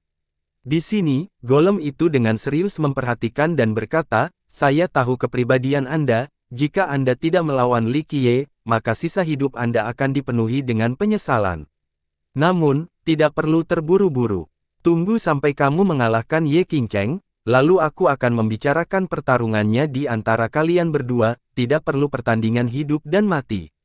"Tuan, apakah kamu takut aku tidak akan bisa mengalahkannya? Aku bisa mengalahkan Ye Qingcheng, jadi aku pasti bisa mengalahkan Li Qiye juga." Mei Aonan tidak yakin. "Kamu salah." Golem itu menjawab, "Ye Qingcheng tidak ada bandingannya dengan Li Qiye. Jika Li Qiye benar-benar ingin dia mati, itu akan membunuh seekor semut." Mei Aonan adalah anak sapi yang baru lahir dan tidak takut pada harimau. Dia tidak bisa menahan diri untuk tidak berbicara, "Tuan, Anda sudah sangat kuat, tetapi Anda masih sangat waspada terhadap tangan gelap dalam legenda ini. Apakah orang ini benar-benar menakutkan?" "Menakutkan." Golem itu dengan lembut mengguncang kepalanya setelah tertawa, "Menakutkan saja tidak bisa menggambarkannya. Menurut Anda seberapa kuat klan Jianlong Anda? Menurutmu seberapa kuat kerajaan alkimia itu? Tapi lihatlah mereka sekarang. Bahkan raksasa ini tidak berani keluar." Petik 2. Orang luar mungkin tidak tahu, tapi kamu harus sadar bahwa klanmu takut pada tangan gelap ini. Hanya mereka yang mengalami perang dengan alam binatang ilahi pada tahun itu yang akan memahami apa sebenarnya neraka di bumi ini. Dalam pertempuran itu, mayat memenuhi langit dan bumi. Dunia pengobatan batu kehilangan cahayanya, dan bahkan orang-orang dari 8 dunia lainnya juga gemetar, mereka tidak berani memasuki dunia kita. Golem itu dengan hati-hati berkhotbah. Dia tahu bahwa muridnya hanyalah seekor anak sapi kecil. Dia menyaksikannya tumbuh dewasa dan berharap agar dia yang tidak mengetahui betapa besarnya langit dan bumi pada akhirnya tidak mati di tangan Li Qiye. Kata-kata golem itu membuatnya teringat. Dia secara alami tahu mengapa klannya tidak mau keluar, tetapi dalam pikirannya, ini adalah masalah yang mendesak. Oleh karena itu, dia meninggalkan klan dan keluar atas kemauannya sendiri. Kamu mungkin merasa bahwa klanmu sangat kuat, dan kamu mungkin juga berpikir bahwa Kaisar Abadi tidak dapat dikalahkan. Golem itu dengan lembut menghela nafas, tetapi dibandingkan dengan keberadaan yang tabu, bahkan Kaisar Abadi pun mungkin tidak dapat. Tapi Kaisar Abadi benar-benar tidak terkalahkan. Mei Aonan tidak mau menyela. Faktanya, ini adalah pengetahuan umum bagi semua petani. Setidaknya, para kaisar tidak terganggu pada generasinya masing-masing. Saya tahu bahwa mereka tidak ada ikatannya. Golem itu mengangguk, namun, keberadaan tabu itu menakutkan di luar imajinasimu. Benar-benar, sejujurnya, Mei Aonan merasa skeptis dan tidak percaya bahwa apa yang disebut tangan gelap ini bisa begitu menakutkan. Golem itu melanjutkan, "Kita tidak akan membicarakan tentang bagaimana bayangannya berada di balik begitu banyak kaisar, kita hanya akan membicarakan tentang persahabatan. Kamu seharusnya tahu tentang ras Ming kuno, kan? Mereka menguasai 9 dunia untuk waktu yang sangat lama dan menandai masa yang kelam dan mengerikan bagi dunia." Mei Aonan mengangguk, generasi masa depan mengklaim bahwa Ming kuno adalah ras terkuat di dunia ini, mereka jauh di atas ras lainnya. Bahkan roh menawan, yang dianggap sebagai anak kesayangan surga, lebih lemah dari mereka. Tahukah kamu, masa gelap dan mengerikan itu diakhiri oleh tangan gelap di balik tirai. Pertempuran terakhir akhirnya membawa fajar ke 9 dunia. Golem itu berhenti sejenak di sini sebelum melanjutkan dengan sungguh-sungguh, legenda menyatakan bahwa dalam pertempuran terakhir ini, tangan gelap membantai 9 dunia dan mencabut lokasi manapun di mana Ming kuno menanam benih mereka. Sejak saat itu, ras ini tidak ada lagi di 9 dunia dan memudar menjadi sekadar sejarah. Setelah mendengar ini, dia bisa membayangkan periode berdarah penuh dalam ingatannya. Apakah kamu tahu kaisar abadi terakhir dari era Ming kuno? Golem itu bertanya perlahan. Dia mengangguk sebagai jawaban, Kaisar abadi Long Ming, seorang kaisar yang dikabarkan memiliki keturunan naga sejati. Legenda juga menyatakan bahwa dia memiliki naga perang yang sangat kuat sebagai tunggangannya. Pada prinsipnya, kaisar tidak terkalahkan selama generasinya, mereka praktis tidak bisa dibunuh. Namun, dalam pertempuran terakhir itu, kamu mungkin tidak mengetahui hal ini dan aku khawatir hanya sedikit orang di dunia ini yang mengetahuinya, namun Kaisar Abadi Long Ming tewas dalam pertempuran itu. Kematiannya sangat tersengat, sungguh sangat tertelan. Golem menjadi pertanda setelah mengatakan ini. Meskipun dia tidak melihatnya, dengan matanya sendiri dan hanya mendengarkan, hanya memikirkan tentang kematian seorang Kaisar Abadi akan membuat siapapun gemetar. Seseorang benar-benar bisa membunuh Kaisar Abadi. Mei Aonan tersentak, dia merasa ini adalah sesuatu yang tidak terbayangkan. Pada prinsipnya, hal itu seharusnya tidak mungkin, tapi sayangnya, selalu ada yang menjelaskannya. Misalnya, Tang Gelap itu punya metode untuk membunuh Kaisar Abadi. Ditambah lagi, Kaisar Abadi Takong, apakah kehendak langitnya pada akhirnya tidak diseret oleh Raja Naga Hitam? Golem itu tersenyum masam dan melanjutkan, Kaisar seharusnya tidak terpecahkan. Membunuh seseorang 100 kali lebih sulit daripada merawatnya, tapi bagi tangan gelap di balik tirai, maksudnya dimaksudkan untuk dipatahkan, mengerti. Setelah beberapa saat, Mei Aonan menarik napas dalam-dalam dan menatap gurunya sebelum berbicara dengan tegas, "Guru, saya masih ingin melawan Li Qiye, apapun hasilnya. Saya ingin melihat betapa istimewanya murid tangan gelap itu. Sangat berani." Golem itu tersenyum dan menganggukkan kepalanya, "Jika kamu ingin bertarung, maka aku bisa berbicara dengannya tentang pertarungan. Tentu saja, saya tetap menyarankan Anda untuk menyarankan. Saya telah mengalami masa-masa sulit dan situasi hidup dan mati, saya dikuburkan lalu digali hanya untuk digali lalu dikuburkan lagi. Saya tidak akan bisa hidup lebih lama lagi, tapi saya akan baik-baik saja untuk generasi ini." Golem itu dengan sungguh-sungguh berkata, "Jika kamu ingin menghindari generasi ini, maka setelah penguburanmu, aku akan kembali ke tempat tinggalku dan terus memperpanjang umurku. Saya akan menunggu sampai Anda keluar lagi untuk bersaing memperebutkan kehendak surga dan mengirim Anda menuju tujuan akhir itu." "Tuan, pemenangnya belum memutuskan, tidak perlu terlalu pesimis." Mei Aonan mengguncang. Dia bukanlah seseorang yang ingin menyegel dirinya sendiri untuk melarikan diri, dia lebih memilih bertarung sampai akhir. "Tidak perlu malu, siapa yang harus disalahkan karena kamu dilahirkan pada waktu yang salah."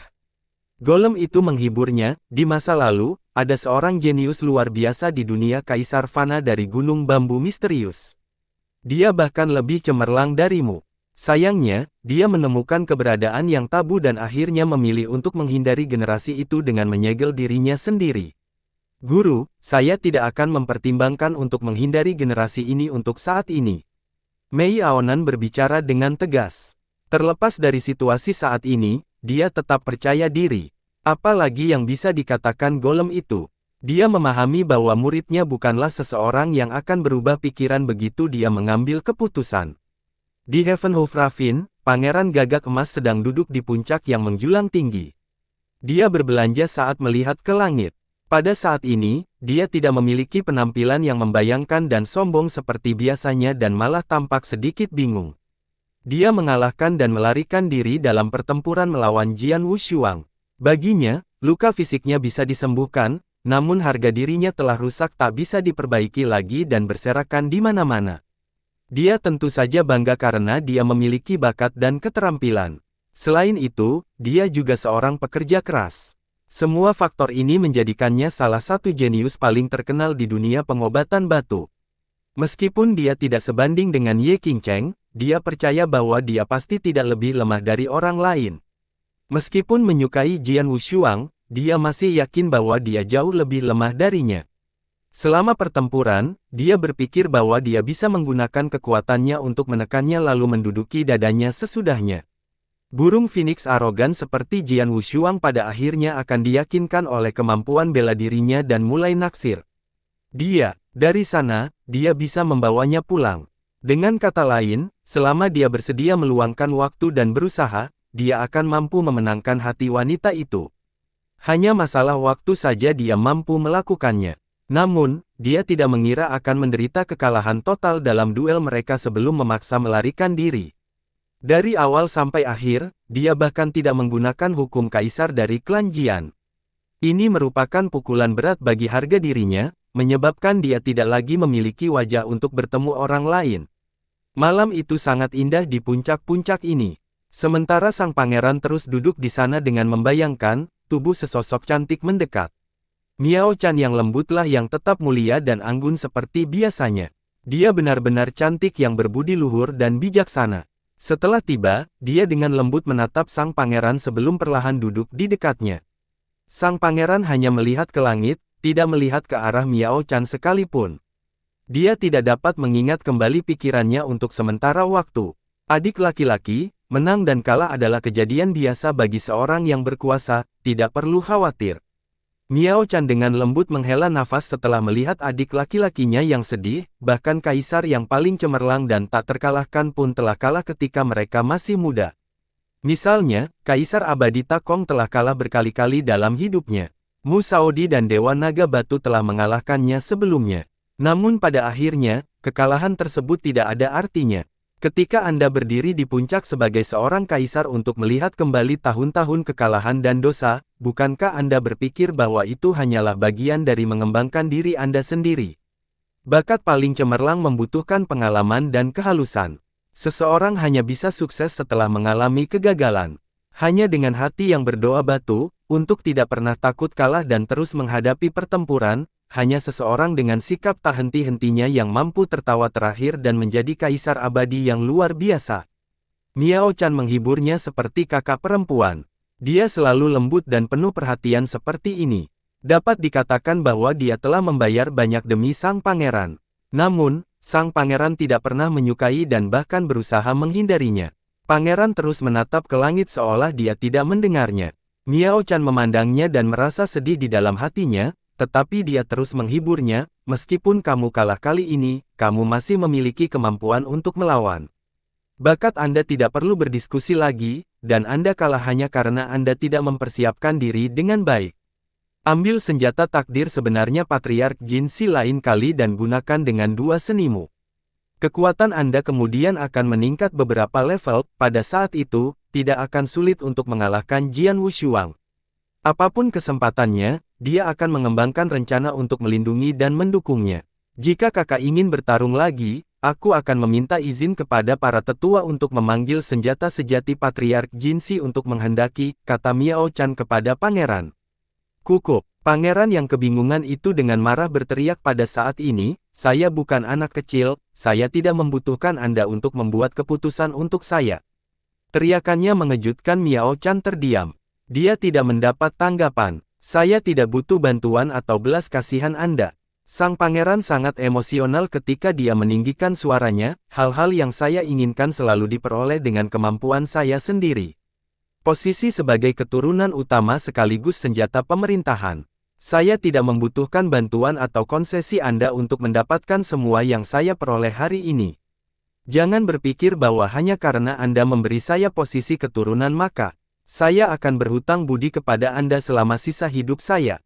Bahkan jika kamu tidak melakukannya pada tahun itu, aku akan merusak semuanya. Saya memiliki kemampuan untuk menjadi keturunan jurang. Semakin banyak dia berbicara, dia menjadi semakin gelisah sampai dia menjadi sangat marah dan berteriak tanpa henti. Dia selalu merasa tidak nyaman dengan masalah ini. Meskipun dia adalah keturunan jurang dan jenius nomor 1, dia tahu betul bahwa jika Miao Chan tidak menyerah, akan sulit untuk mengatakan siapa yang akan menjadi yang terbaik. Bakat seperti Miao Chan membuat orang jenius nomor 1 di jurang seperti dia kehabisan napas. Dan sekarang, kekalahan dari Jian Wushuang benar-benar tidak bisa diterima, sebuah pelanggaran terhadap harga dirinya yang angkuh. Sayang, bukan itu maksudku. Dulu saat keturunan, cucu, dan kekuatanmu lebih besar dariku, dan nenek moyang juga menghargaimu. Miao Chan dengan cepat mencoba menenangkannya. Sang pangeran berteriak sekali lagi sebelum mengabaikan Miao Chan. Dia pada dasarnya tidak mendengarkan satu kata pun yang dia ucapkan saat dia menghilang ke atmosfer. Miao Chan terlihat sedih saat dia melihat punggungnya perlahan menghilang. Kepahitan di hati sulit untuk dijelaskan. Kenapa mengganggu? Setelah beberapa saat, sosok lain muncul di puncak. Dia datang dan dengan lembut duduk di sana. Putri, bocah gagak emas ini tidak sebanding dengan usahamu. Orang ini adalah penguasa jurang dan juga ayah Miao Chan. Miao Chan hanya tersenyum pahit dan duduk diam tanpa berkata apa-apa. Sang master jurang berbicara, putriku, dalam hal keterampilan, kemampuan, bakat, dan kelemahan, kamu berkali-kali lebih baik daripada bocah itu. Bahkan melawan Ye Qingcheng tidak akan menjadi masalah. Jika kamu tidak menyerah, bocah itu hanya akan menjadi murid biasa yang tidak dapat mencapai puncak. Bocah ini juga tidak peduli dengan cintamu. Kamu menghabiskan begitu banyak usaha tidak ada gunanya sama sekali. Sang guru semakin marah ketika dia berbicara, putri, belum terlambat untuk berubah pikiran. Selama Anda mempunyai keinginan untuk mencapai puncak dan ambisi untuk bersaing demi kehendak surga, kita masih bisa mendorong anak nakal itu ke bawah di masa depan. Masih banyak leluhur yang sangat mendukungmu di sekte ini. Ayah, aku tidak punya keinginan untuk mencapai puncak. Aku hanya ingin akhir yang baik. Miao Chan berkata dengan lembut. Tapi bocah nakal itu sama sekali bukan akhir yang bagus. Dia tidak layak untukmu. Dia buta dan tidak akan bisa lolos dari kematian dalam waktu dekat. Lihat saja, berada begitu dekat dengan Ye Qingcheng sepanjang hari pada akhirnya akan mendorongnya menuju kematian. Sang master dengan marah berkata, jika Anda menginginkan akhir yang baik, maka saya dapat memperkenalkan Anda kepada pria lain. Selama saya mengirimkan beritanya, akan ada banyak orang yang ingin menikahi putri saya. Penguasa jurang tentu saja mencintai putri. Dia tidak setuju dengan konsesinya saat itu, tapi dia telah mengambil keputusan. Selain itu, suku gagak emas juga mendukung penuh sang pangeran. Pada akhirnya, dia hanya bisa menyerah. Kalau tidak, sang pangeran tidak akan bisa naik ke posisi saat ini. Dalam benak sang majikan, setelah sang pangeran menjadi keturunan, akan baik-baik saja jika bocah nakal itu bisa memperlakukan putrinya dengan baik dan menikahinya. Kedua keluarga itu memiliki status yang sama. Terlebih lagi, keduanya adalah kekasih masa kecil. Jadi, menantu laki-laki bukanlah orang luar. Namun, sang pangeran tidak memiliki perasaan terhadap Miao Chan dan tidak ingin menikahinya. Bagaimana mungkin Tuan tidak merasa terganggu dengan hal ini?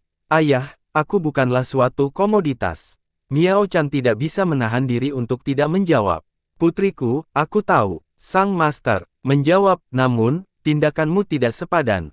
Lebih baik lupakan bocah nakal itu dan fokus pada inovatif. Bukan berarti rumah kami lemah, saya bisa memberikan apapun yang Anda inginkan. Jika Anda ingin mengubah pria Anda, saya mengangkat tangan dan kaki saya dengan dukungan penuh. Mungkin ini adalah malapetaka mentalku. Miao Chan tersenyum pahit, bagaimana saya bisa berbicara tentang menembus sebelum melampaui ini? Sang master hanya bisa menghela nafas pada saat ini. Dia hanya memiliki satu putri tercinta yang seharusnya menunjukkan kehebatannya untuk menjadi yang tertinggi di dunia, tetapi dia dirusak oleh bocah gagak emas ini. Putriku, kamu bisa membuang saja bocah nakal itu dan kita akan pergi ke tempat baru daripada tinggal di sini. Selama kamu tidak bertemu dengannya, pada akhirnya kamu akan lupa. Selama kamu bisa melupakan dia, aku tidak perlu menjadi penguasa jurang. Kita bisa bepergian ke berbagai tempat dan merasa nyaman. Sang guru berbicara dengan hati penuh cinta. Ayah, jurang tidak bisa berjalan tanpamu. Miao Chan dengan lembut menenangkan. Jurang itu akan tetap ada tanpa aku. Ditambah lagi, aku hanya punya satu anak perempuan, dan aku tidak ingin melihatmu tidak bahagia. Sang guru berbicara dengan serius, selama kamu bisa bahagia, semuanya akan sia-sia. Miao Chan diam-diam menatap ke langit. Pada saat ini, dia menjadi bingung. Di puncak yang sunyi, Ye Qingcheng duduk di sana dengan santai. Suasananya bergoyang sesuai keinginannya di bawah pengaruh cahaya ilahi seolah-olah ada orang bijak dan orang suci yang bersujud di sekitarnya, tidak peduli waktu atau tempat, Ye Qingcheng selalu memiliki kehadiran yang mendominasi. Pangeran gagak emas duduk di hadapannya. Namun, dia tidak lagi memiliki aura arogan dan mengesankan seperti biasanya. Dia hanya meminum satu cangkir anggur demi satu cangkir seolah-olah itu hanyalah udara. Dia tampak begitu compang camping dan sedih sehingga tidak ada yang bisa menghubungkannya dengan keturunan jurang yang perkasa, seorang jenius yang tak tertandingi. Saudara Golden Crow, tidak perlu khawatir. Ada banyak wanita di dunia ini, tidak perlu fokus pada satu saja. Ye Qingcheng memulai percakapan setelah melihat sang pangeran tenggelam dalam anggur, dengan gaya tertinggimu, selama kamu mau, banyak putri dan orang suci akan datang ke pelukanmu, mengapa repot-repot dengan cinta tak berbalas dengan Putri Jian? Pangeran tidak menanggapi dan terus minum. Dia ingin mabuk, tetapi dengan budidayanya, hal itu mungkin tidak terjadi bahkan jika dia meminum segelas anggur. Karena kita bersaudara, kata-kata yang jujur namun tulus akan diucapkan. Saya harap Anda tidak keberatan. Ye Qingcheng perlahan berbicara, menurutku, Putri Jian tidak layak untuk dipedulikan. Dia adalah gadis yang sombong dan tak kenal takut. Hampir mustahil untuk menjinakkannya. Aku tahu, sang pangeran dengan belak-belakan menjawab hanya dengan dua kata ini sebelum melanjutkan mengisi-isi dengan anggur berkualitas. Jika itu terjadi, lalu mengapa harus turun seperti ini? Ye Qingcheng tersenyum, mengenai kekalahannya, saya pikir Anda tidak perlu khawatir tentang hal itu. Kakakku, ketika aku bertemu dengan seorang jenius yang lebih kuat di masa depan, mungkin aku akan menderita kekalahan juga. Kata-katanya tidak terdengar. Sang pangeran terus menuangkan anggur ke dalam mulut seolah-olah mabuk adalah solusi dari segala ketidakbahagiaan. Hatinya telah menahan gangguan besar. Ye Qingcheng melihat upaya sang pangeran untuk menjadi mabuk dan tersenyum, saudara, sejujurnya tentang situasimu, kamu sudah memiliki lebih dari cukup untuk membuat siapapun di dunia ini iri. Nona Miao Chan jelas setara dengan Putri Jian dalam hal kecantikan, bakat, dan kecerdasan, dia bahkan mungkin lebih unggul, dan dia sangat mencintai. Jangan angkat dia. Sang pangeran beriklan seperti kucing yang ekornya diinjak. Dia segera berdiri dan berteriak, jangan bicara dia dan kita masih bisa minum di tempat yang sama. Oke, jangan marah. Aku tidak akan menyebut dia lagi, oke. Ye Qingcheng menarik kembali tangan pangeran dan tersenyum. Sang pangeran bersinar dan duduk, lalu dia terus minum seteguk demi seteguk. Ye Qingcheng menatapnya dan tersenyum, jika kamu tidak bisa melupakan Putri Jian, ya, masih ada kesempatan bagimu untuk memenangkan hatinya. Kesempatan apa? Pangeran segera melepaskan toples anggurnya dan menatap Ye Qingcheng. Ye Qingcheng berpikir sejenak sebelum berbicara, bukannya aku tidak ingin puas, tapi jika aku membuka mulut dan Nona Miao Chan mengetahuinya, maka itu tidak akan baik-baik saja. Petik 2. Saya tidak membutuhkan dia untuk terlibat dengan bisnis saya. Teriak sang pangeran. Dia sudah berusaha sekuat tenaga untuk menahan amarahnya. Kalau tidak, dia akan meledak dalam kehebohan. Pangeran dengan dingin berkata setelah melihat keraguan Ye Qingcheng, Saudara Ye, apakah kita masih bersaudara? Jika ya, katakan saja. Baiklah, jangan marah dan jangan beritahu Nona Miao Chan bahwa ini ideku. Dengan cara ini, dia tidak akan berpikir bahwa saya menasihati Anda untuk mengejar Putri Jian. Jika dia tahu, dia akan mengira aku mencoba memisahkan kalian berdua. Pada saat itu, saya tidak akan bisa menghilangkan kualitas buruk bahkan jika saya melompat ke sungai. Ye Qingcheng buru-buru menjawab. Sang pangeran dengan dingin berbicara, siapa bilang kita berpasangan? Tidak ada apapun di antara kita. Ye Qingcheng tersenyum dan perlahan menjelaskan, bukan tidak mungkin bagimu untuk memenangkan hati Jian Wushuang. Dia adalah orang yang sombong dan sombong. Untuk memenangkan hatinya, menjadi lebih kuat darinya. Kenapa dia bersama Li Qiye? Ini karena penampilannya dan cara dia menantang kerajaan alkimia. Ini tetap sesuai dengan keinginannya. Li Qiye, pangeran asyik gigi setelah mendengar nama ini.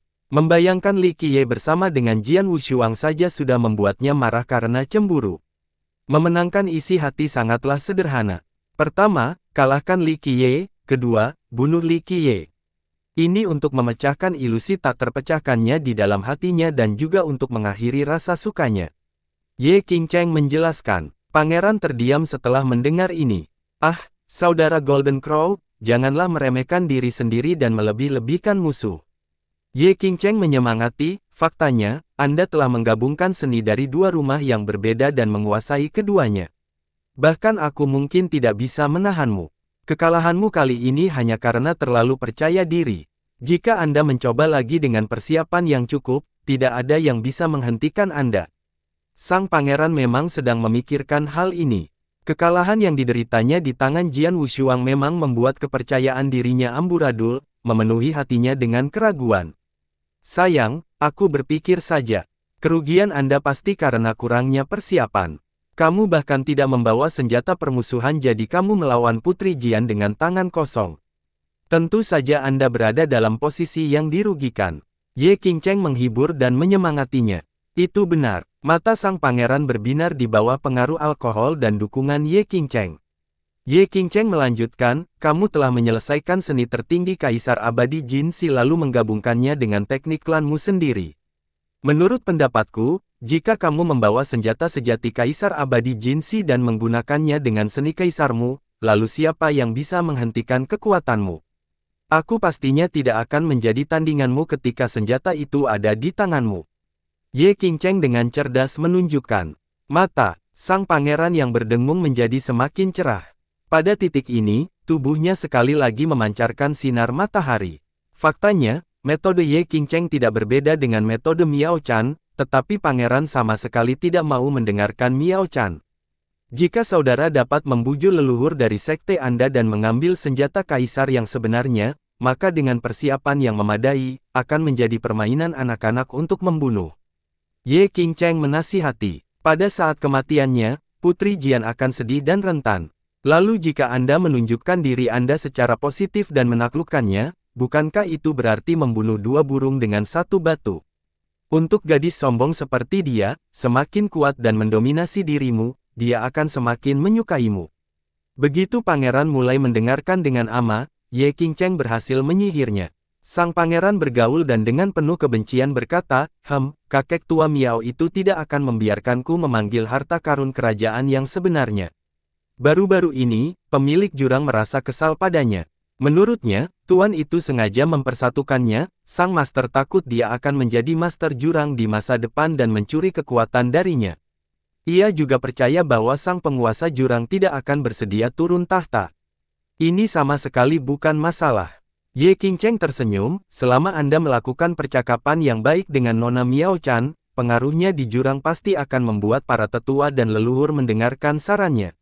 Saya tidak membutuhkan bantuannya. Sang pangeran dengan dingin berbicara, ditambah lagi, dia bukan satu-satunya orang yang berpengaruh di jurang tersebut. Yang berkuasa bukanlah gadis seperti dia, melainkan suku gagak emas kita. Itu benar. Ye Qingcheng dengan cepat tersenyum, siapa yang tidak tahu bahwa suku gagak emas adalah ras iblis terkuat di alam binatang dan itu adalah pilar jurang yang sebenarnya. Kata-kata seperti itu sangat menyenangkan bagi sang pangeran, jadi dia mengangguk dengan tenang. Ye Qingcheng sambil tersenyum berkata, jika kakak masih berpikir ini belum cukup, maka aku juga bisa menyukainya. Ide apa lagi yang kamu punya? Pangeran dengan cepat bertanya. Dia menganggap Ye Qingcheng sebagai mentor sekaligus saudara yang bisa dia percayai dalam hidupnya. Oleh karena itu, dia sangat yakin dengan kata-kata Ye Qingcheng.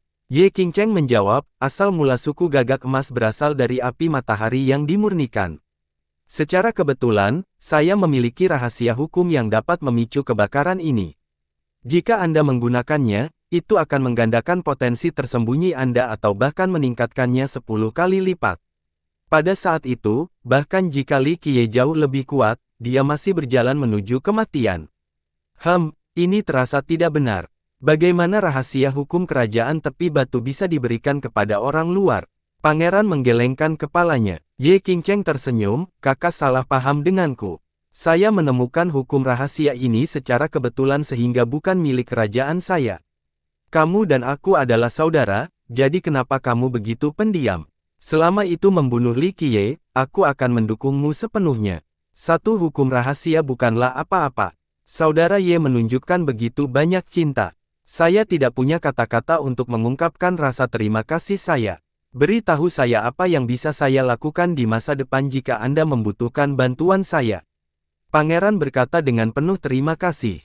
Saudara Golden Crow, kata-kata seperti itu terlalu sopan. Saya bukan orang luar. Ye Qingcheng tertawa dan menamparkan bahu sang pangeran. Setelah menerima rahasia hukum, sang pangeran segera mengucapkan selamat tinggal. Sebelum pergi, dia menambahkan, meskipun kakek tua Miao tidak mau memberiku harta karun kaisar yang sebenarnya, sukuku memiliki harta tertingginya sendiri. Tunggu sampai aku mengeluarkannya, aku pasti akan membunuh Li Qiye sendiri. Pada saat kamu akan berakting, aku secara pribadi akan datang untuk menyemangatimu. Ye Qingcheng tersenyum dan berkata dengan sikap yang sangat tulus. Ini adalah pertunjukan terima kasih persaudaraan yang luar biasa. Setelah melihat pangeran berjalan ke kedamaian, Ye Qingcheng menarik matanya dan mengubahnya. Setelah beberapa saat, Yang Mulia Cloud Soaring masuk dan bertanya, "Bangsawan muda, menurut Anda apakah Pangeran Gagak Emas akan berhasil?" "Berhasil." Ye Qingcheng menggelengkan kepalanya, "Tidak mungkin, dia hanya akan menuju kematian. Jika Li Qiye bisa dibunuh dengan mudah, kerajaan alkimia tidak akan membiarkan dia bertindak sesuka hatinya. Kalau begitu, bukankah bangsawan muda baru saja kehilangan hukum rahasianya?" Yang Mulia bertanya. Ye Qingcheng dengan percaya diri menjawab, "Hanya satu hukum rahasia bukanlah apa-apa. Jika sang pangeran meninggal, maka Li Qiye akan berada dalam masalah, suku Gagak Emas pasti tidak akan melepaskannya. Dengan pengaruhnya di jurang tersebut pasti akan memulai perang melawan Li Qiye. Langit akan berguncang ketika tiba saatnya." Setelah sang pangeran mati juga, mata Ye Qingcheng berubah serius saat dia mencibir, "Miao Chan tidak akan bisa terhibur karena kesedihannya dan bahkan mungkin akan mencoba mencari Li Qiye untuk kecelakaan semuanya. Aku sebenarnya ingin melihat betapa kuatnya sebenarnya jenius nomor satu di jurang itu. Jika dia meninggal, maka satu hal lagi yang perlu saya khawatirkan. Akan sangat bodoh jika tidak melakukan sesuatu yang dapat mengakibatkan berkurangnya satu saingannya." Pemikiran yang bagus, bangsawan muda. Tindakan ini membunuh dua burung dengan satu anak panah. Bahkan jika Li Qiye memiliki lebih banyak kemampuan, dia tidak akan bisa lepas dari telapak tanganmu. Yang Mulia tidak bisa tidak memuji. Pada titik ini, Ye Qingcheng melihat pemandangan jauh dan berbicara dengan nada emosi, "Sayang sekali. Gadis yang luar biasa seperti Miao Chan, wanita yang luar biasa sempurna dalam kecerdasan dan kekuatan, berbudi luhur dan lembut di atas sema itu. Menikahi gadis seperti itu adalah impian setiap pria. Aduh, Gagak Emas ini pada akhirnya hanyalah sampah, sungguh menyia-nyiakan hadiah bawaan." Ye Qingcheng berpikir, jika Golden Crow dan Miao Chan menikah dan bekerja bersama, maka saya akan sangat waspada terhadap mereka. Kombinasi mereka pasti luar biasa. Sayangnya, Golden Crow tidak menghargai ini sama sekali. Miao Chan memang luar biasa. Meskipun tidak memiliki popularitas apapun, dia pasti tidak kalah dari yang lain. Kata Yang Mulia, semua ini akan menjadi masa lalu. Setelah sang pangeran meninggal, bahkan jika Miao Chan tidak pergi ke Li Qiye untuk membalas dendam, kemungkinan besar dia akan patah hati dan hidup mengasingkan diri sejak saat itu. Dia tidak akan menjadi ancaman pada saat itu, sepertinya Ye Qingcheng telah menjelaskan semua ini sebelumnya. Setelah beberapa saat, Ye Qingcheng berhenti menatap dan memerintahkan Yang Mulia, "Beritahu saudara laki-laki pertama saya bahwa saya siap menantang Mei Aonan untuk membalas kematian saudara ketiga." Bangsawan muda sedang mencoba untuk. Yang Mulia terkejut. Dia mengerti pria seperti apa yang menyalahkan itu. Ye Qingcheng menjelaskan, "Tentu saja aku tidak akan membiarkanmu pergi hanya untuk mengatakan hal ini padanya. Anda harus memperindah detailnya sehingga ketika saya menantangnya, saudara laki-laki pertama saya akan memerintahkan 18 Celestial muda untuk menyapu Imperial Edge. Sudah waktunya bagi mereka untuk menjadi terkenal." Dia melanjutkan, "Mengenai cara mencapai hal ini, saya tidak perlu memberitahu Anda. Jangan khawatir, bangsawan muda. Pada saat itu, Kaisar, singa berkepala 9 dan 18 Celestial muda pasti akan menyerang Imperial Edge. Serahkan ini padaku." Yang Mulia menjawab, Bagus sekali. Saya percaya kamu. Saya akan membawa Mei Aonan pergi pada saat itu." Ye Qingcheng mengangguk. Setelah dia pergi, Imperial Edge akan menjadi ular tanpa kepala, pasukan kita akan dengan mudah menyapunya tanpa perlawanan apapun. Yang Mulia menambahkan dengan pasti. Yang Mulia, Anda menganggap enteng musuh kami. Ye Qingcheng berjanji, jika kita menyapu Imperial Edge begitu saja, memperingatkan apakah aku akan membiarkan Mei Aonan melakukan apa yang dia mau sampai sekarang. Jika dia begitu mudah ditangani, dia tidak layak menjadi sainganku. Kata bangsawan muda. Yang Mulia ragu-ragu sejenak sebelum mengutarakan pikirannya, mungkinkah bangsawan muda menginginkan 18 celestial muda menuju kematian mereka? Dia segera berhenti pada saat ini. Ini disebut pengorbanan. Ye Qingcheng dengan malu-malu berkata, pasti ada untung dan rugi untuk mencapai sesuatu yang hebat. Waktu untuk mengakhiri ini adalah setelah berakhirnya dunia binatang. Dan hal yang sama berlaku untuk klan Jianlong dan semua garis keturunan-keturunan lainnya. Saat itu, aku akan duduk di singgasanaku, tak digoyahkan oleh siapapun. Pada hari itu, tidak peduli siapa mereka atau sekte asal mereka harus mundur sebelum saya.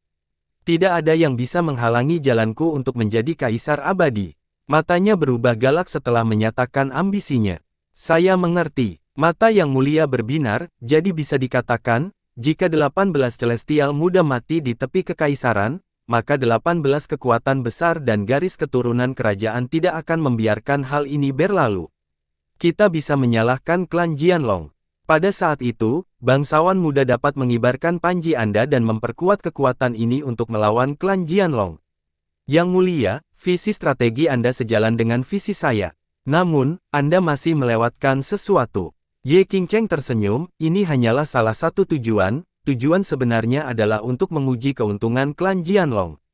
Setelah kita mengetahui ambang batasnya, hal yang sama dapat diterapkan pada kerajaan alkimia dan benteng Beastmaster. Jika klan Jianlong tidak keluar, lalu di manakah kesulitannya? Mengenai Heavenhoof Ravine, saya dapat dengan mudah memimpin mereka. Oleh karena itu, matanya berbinar, jika klan Jianlong keluar. Hah, kudengar ada keberadaan tabu legendaris yang akan membawa bencana sekte-sekte jika ini terjadi. Saya sebenarnya ingin melihat betapa berdarahnya adegan itu. Sangat bijaksana, bangsawan muda. Yang Mulia sangat kagum, saya ingin tahu kapan bangsawan muda akan menghancurkan Li Qiye. Jangan khawatir, Li Qiye dan Mei Aonan atau siapapun dalam hal ini. Hah, mereka tidak akan memiliki kesempatan untuk meninggalkan dunia binatang hidup-hidup. Ye Qingcheng memadukan, tanpa izin saya, tidak ada yang bisa. Dunia binatang adalah tempat berburuku. Tatapan tajam mematikan yang menakutkan melintas di matanya setelah menyatakan ini. Yakinlah, bangsawan muda, saya akan menemui Kaisar Singa 9 Kepala sekarang. The Young Celestials pasti akan muncul pada saat itu. Yang Mulia payudaranya dan menjamin kesuksesannya. Pergi. Ye Qingcheng menganggukkan kepalanya. Dia sangat yakin dengan kemampuan Yang Mulia. Ledakan. Seluruh langit berguncang. Beastword akhirnya muncul di hadapan banyak orang yang menunggu dengan penuh semangat. Semua ahli yang menjaga perimeter segera berdiri dengan semangat. Kedatangannya menandakan cahaya tak berujung dari dalam portal. Partikel terang yang tak terhitung jumlahnya melesat ke langit dan mencapai segalanya. Bahkan matahari di atas pun terhalang. Akhirnya, cahaya ilahi menyebar dan portal menjadi stabil, tidak lagi mengeluarkan partisip apapun. Samar-samar seseorang dapat melihat bentuk Bian Beastword melalui portal. Itu di sini, ayo pergi. Tiba-tiba, semua orang menjadi gila dan bergerak maju seperti banjir menuju pintu. Semua ahli di sekitarnya sangat gembira dan melakukan pembangunan maju, tidak ada yang mau ketinggalan. Lagi pula, siapa yang mau melewatkan kesempatan besar seperti Bian Beastword? Beberapa sekte bahkan ingin mendapatkan batu dewa tertinggi. Setiap kali tempat ini muncul, beberapa orang berhasil menggali beberapa benda menakjubkan. Misalnya, obat-obatan abadi yang legendaris, hukum rahasia dari zaman kuno, atau bahkan senjata kuno milik para dewa. Saat yang paling sensasional adalah ketika kerajaan alkimia memperoleh batu suci. Legenda menceritakan bahwa pada saat itu, dunia binatang mengalami perubahan besar dan mengejutkan. Tidak ada catatan rinci tentang perubahan spesifik itu, tetapi banyak orang di masa depan mengetahui bahwa batu suci ini jatuh pada saat itu. Belakangan, batu ini menjadi tercerahkan dalam Dao dan memikul kehendak surga untuk menjadi kaisar yang tak terkalahkan. Ini adalah kaisar kedua kerajaan alkimia, kaisar abadi BC. Ada orang-orang yang kembali dengan kemenangan dan orang-orang yang mati secara mengenaskan di setiap kali dunia binatang muncul. Beberapa sekte bahkan hancur total, namun juga, tidak ada yang bisa menghentikan orang untuk terjun ke area ini. Semua orang ingin menjadi orang yang beruntung dan mendapatkan kekayaan terbesar di dalamnya. Setelah portal stabil, Li Qiye tersenyum dan mengatakan kepada kelompok, kami juga akan masuk. Hal-hal bagus menunggu kita di dalam. Apakah kita tidak menunggu Periming? Nyonya Ziyan bertanya. Dia tahu bahwa tuan mudanya mempunyai rencana untuk pergi bersama Ming Yexue bersama ke dunia binatang.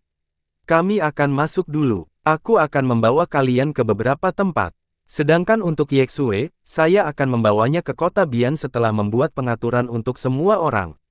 Li Qiye menahannya sebagai jawaban. Haha, Smelly Qiye, aku juga ingin pergi ke kota Bian. Long Jingxian jauh lebih berani dari yang lain. Dia segera menempel dan memutarnya. Tidak, kamu akan pergi bersama dengan Wu Shuang. Li Qiye melirik gadis yang mengganggu dan menenangkan kepalanya. Apa maksudmu dengan itu? Mata bulatnya yang besar menyorotnya sambil memegang pinggulnya dan berkata, atas dasar apa Ming Yexue pergi ke kota dan bukan aku? Apakah dia lebih cantik dariku? Apakah dia lebih menawan dariku? Li Qiye meletakkan hidungnya dan berkata, lada kecil, berhentilah memelukku. Saya membawa Yexue ke kota bukan untuk mendapatkan harta apapun. Kota itu sendiri adalah kekayaannya, mengerti? Lupakan saja, aku tidak percaya padamu. Legenda menyatakan bahwa kota Bian memiliki kekayaan terbesar, benda abadi dari Bian. Dia menatap Li Qiye sebentar, jangan coba-coba membodohi orang muda sepertiku. Li Qiye terus menekan hidungnya, tidak ada tawar-menawar, aku tidak akan membawamu ke kota Bian. Apa istimewanya, aku tidak mau pergi. Long Jingxian dengan bangga meliriknya sebelum berbicara, Smelly Qiye, meskipun aku tidak pergi ke kota, aku tetap tidak ingin pergi dengan gadis Jian ini. Jian Wushuang dengan dingin menyorotinya juga dan berkata dengan nada meremehkan, siapa yang ingin pergi bersamamu? Seharusnya akulah yang tidak bahagia. Kamu pikir aku mau? Long Jingxian membalas dengan tergesa-gesa, aku lebih suka pergi dengan anjing atau kucing jalanan sebelum pergi bersamamu. Setiap kali keduanya mulai mengamuk, anggota kelompok lainnya berpura-pura pergi untuk menghindari masalah. Oke, kalian berdua, berhentilah berdebat. Li Qiye menyela mereka, aku bilang kalian berdua akan pergi bersama, tidak ada lagi ini atau itu. Hanya Li Qiye yang bisa menghentikan keduanya. Mereka tidak punya pilihan selain menutup mulut setelah melihat tajamnya. Long Jingxian segera menarik lengannya dan duduk di sampingnya. Dia menundukkan kepalanya seperti seorang istri kecil yang telah dianiaya dan dengan berbicara lembut, saya akan mendengarkan suami. Perubahan mendadak ini masih merupakan hal baru bagi Nyonya Ziyan, membuatnya tidak bisa berkata-kata. Perubahan hati ini terlalu cepat. Sementara itu, Jian Wushuang hanya memancarkan dan memandangnya dengan jijik saat Long Jingxian terus bertindak intim dengan Li Qiye sambil secara provokatif mencuri pandang ke arah Jian Wushuang. Akhirnya, Jian Wushuang memutuskan untuk berhenti melihatnya sama sekali. Imperial Draco Bull terus menarik kereta perlahan menuju portal. Nyonya memegang kendali sementara Li Qiye dengan malas berbaring di dalam ditemani oleh Jian Wushuang. Basilis bermata empat dan kura-kura tua mengikuti tepat di belakang mereka. Sedangkan untuk Long Jingxian, cabai kecil ini tidak bisa diam. Dia mengendarai kuinya dan berteriak kegirangan, bunuh. Bian Biswar, wanita muda ini akan datang, semua harta karun di sini akan menjadi milikku. Dengan itu, dia mendorong ke depan dengan tunggangannya. Banyak petani yang cepat mundur saat melihat kereta itu, tidak ada yang berani menghalangi jalan mereka. Li Qiye the Fierce, siapa yang tidak mengetahui dan memahami arti dari gelar ini? Membantai korban yang tak terhitung banyaknya, satu kalimat untuk memanjang banyak sekte, siapa yang berani memanggil monster seperti ini? Mereka hanya bisa berdiri dari jauh dan menonton. Tadi, mereka berebut masuk seperti banjir. Namun, ketika kereta Li Qiye perlahan maju ke depan, semua orang mundur untuk membuat jalan agar Li Qiye bisa masuk terlebih dahulu. Mereka tidak ingin melihat monster ini menjadi marah dan menyebabkan darah muncrat setiap 3 langkah. Akan sangat sia-sia jika mati di tangan sebelum mendapatkan harta apapun. Beberapa juga iri sekaligus iri dengan adegan ini. Memiliki Raja Iblis hebat seperti Nyonya yang secara pribadi memegang kendali serta memiliki Jian Wushuang sebagai pendamping. Salah satunya adalah Raja Iblis, penguasa suatu negara. Yang lainnya adalah Putri Emas Klan Jian, seseorang yang terkenal di seluruh dunia yang sombong seperti burung phoenix. Hari ini, Li Qiye menjadikan mereka berdua sebagai temannya. Perlakuan seperti itu tidak ada bandingannya. Terlebih lagi Ye Qingcheng tidak menikmati perlakuan seperti itu. Banyak pertengkaran laki-laki muda yang menambahkan hal ini. Jika mereka bisa memiliki ini dalam hidup mereka, maka tidak masalah meskipun mereka tidak bisa menjadi kaisar abadi. Dunia berubah saat seseorang menginjakkan kaki di dalam portal. Itu adalah dunia yang berbeda, dunia yang sangat kuno. Angin sepoi-sepoi yang dipenuhi perubahan-perubahan kuno segera menyerang para pendatang baru. Berikutnya adalah udara yang pembohong dan ganas. Seseorang akan terkejut saat mereka masuk. Ini adalah dunia primal dengan binatang buas. Sepertinya tempat ini sudah ada sejak lama. Itu adalah surga bagi monster. Sambil memandang ke kejauhan dari pintu masuk, orang bisa melihat perbukitan dengan sungai yang mengalir di antara mereka. Pemandangan terpencil muncul di hadapan semua orang. Samar-samar terdengar auman harimau dan naga. Setelah melihat lebih jauh ke dalam, mereka akan menemukan kota-kota dan paviliun-paviliun yang rusak oleh arus waktu yang tanpa ampun. Sepertinya ada tanda-tanda manusia di pengasingan. Setelah memasuki dunia binatang, Li Qiye melihat sekelilingnya dan berkata, "Ya, kali ini titik perhentiannya ada di sini." Dunia binatang Bian. Salah satu dari 6 bumi leluhur yang abadi. Setelah tiba, bahkan beberapa leluhur bersembunyi dari kekuatan besar berdiri dan berseru kegirangan. Dunia binatang adalah salah satu dari 6 bumi leluhur yang ada dalam legenda. Itu bahkan lebih berbahaya dibandingkan dengan 12 tempat pemakaman terlarang. Tidak ada yang tahu asal-usulnya. Ada satu teori yang terus diwariskan yang menyatakan bahwa bumi leluhur jenis ini merupakan gua surgawi peninggalan zaman keabadian. Oleh karena itu, mereka diberi nama bumi leluhur yang abadi. Meskipun alam binatang ilahi masih ada, mereka membual bahwa dunia binatang adalah tempat tinggal para binatang dewa dan nenek moyang mereka berasal dari tempat ini. Setelah kehancurannya, banyak orang merasa bahwa klaim ini meleceng. Mentah, raungan binatang buas bergema tepat ketika banyak orang pertama kali memasuki dunia ini. Seekor harimau ganas berukuran besar menghalangi jalan mereka. Tingginya sekitar 5 meter dengan paku tulang besar di kepalanya yang sepertinya mampu menembus segala sesuatu. Para pendatang baru sangat bersemangat dan ceroboh. 3 di antaranya langsung mati akibat cakaran tajam harimau tersebut. Hewan, hentikan seranganmu. Seorang ahli dari kekuatan besar tidak tinggal diam setelah melihat kebrutalan ini.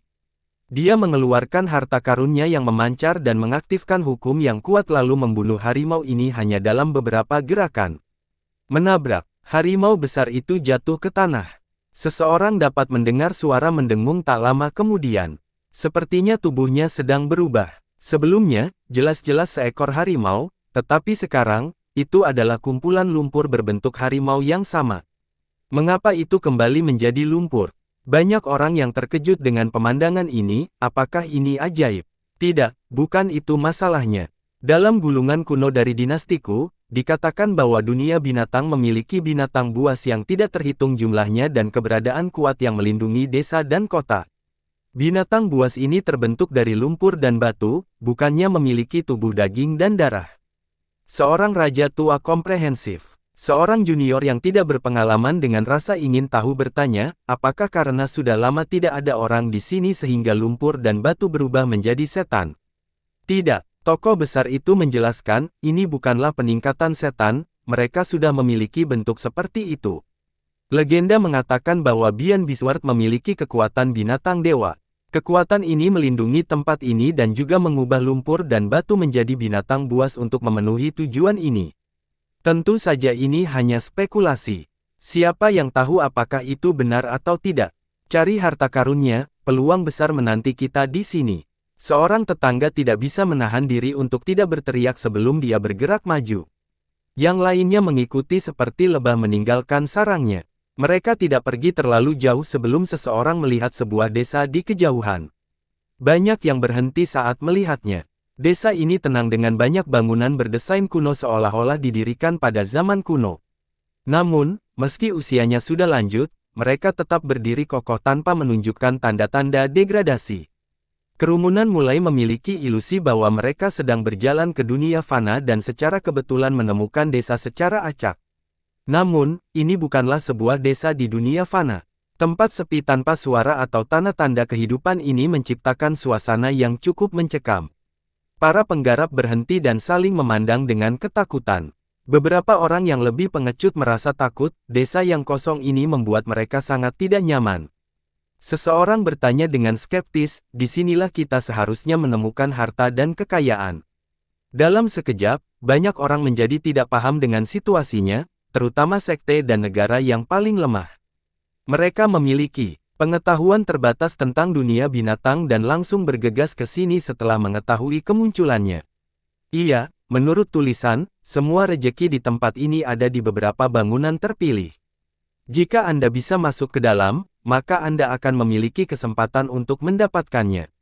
Tentu saja bangunan tersebut sangat berbahaya. Kemungkinan besar Anda akan mati di dalam. Seorang raja tua berbicara dengan antusias. Kalau begitu tunggu apa lagi, ayo. Jika harta karunnya ada di sini, kita tidak boleh melewatkannya. Beberapa petani segera menenangkan diri dan bergegas menuju desa yang sepi ini.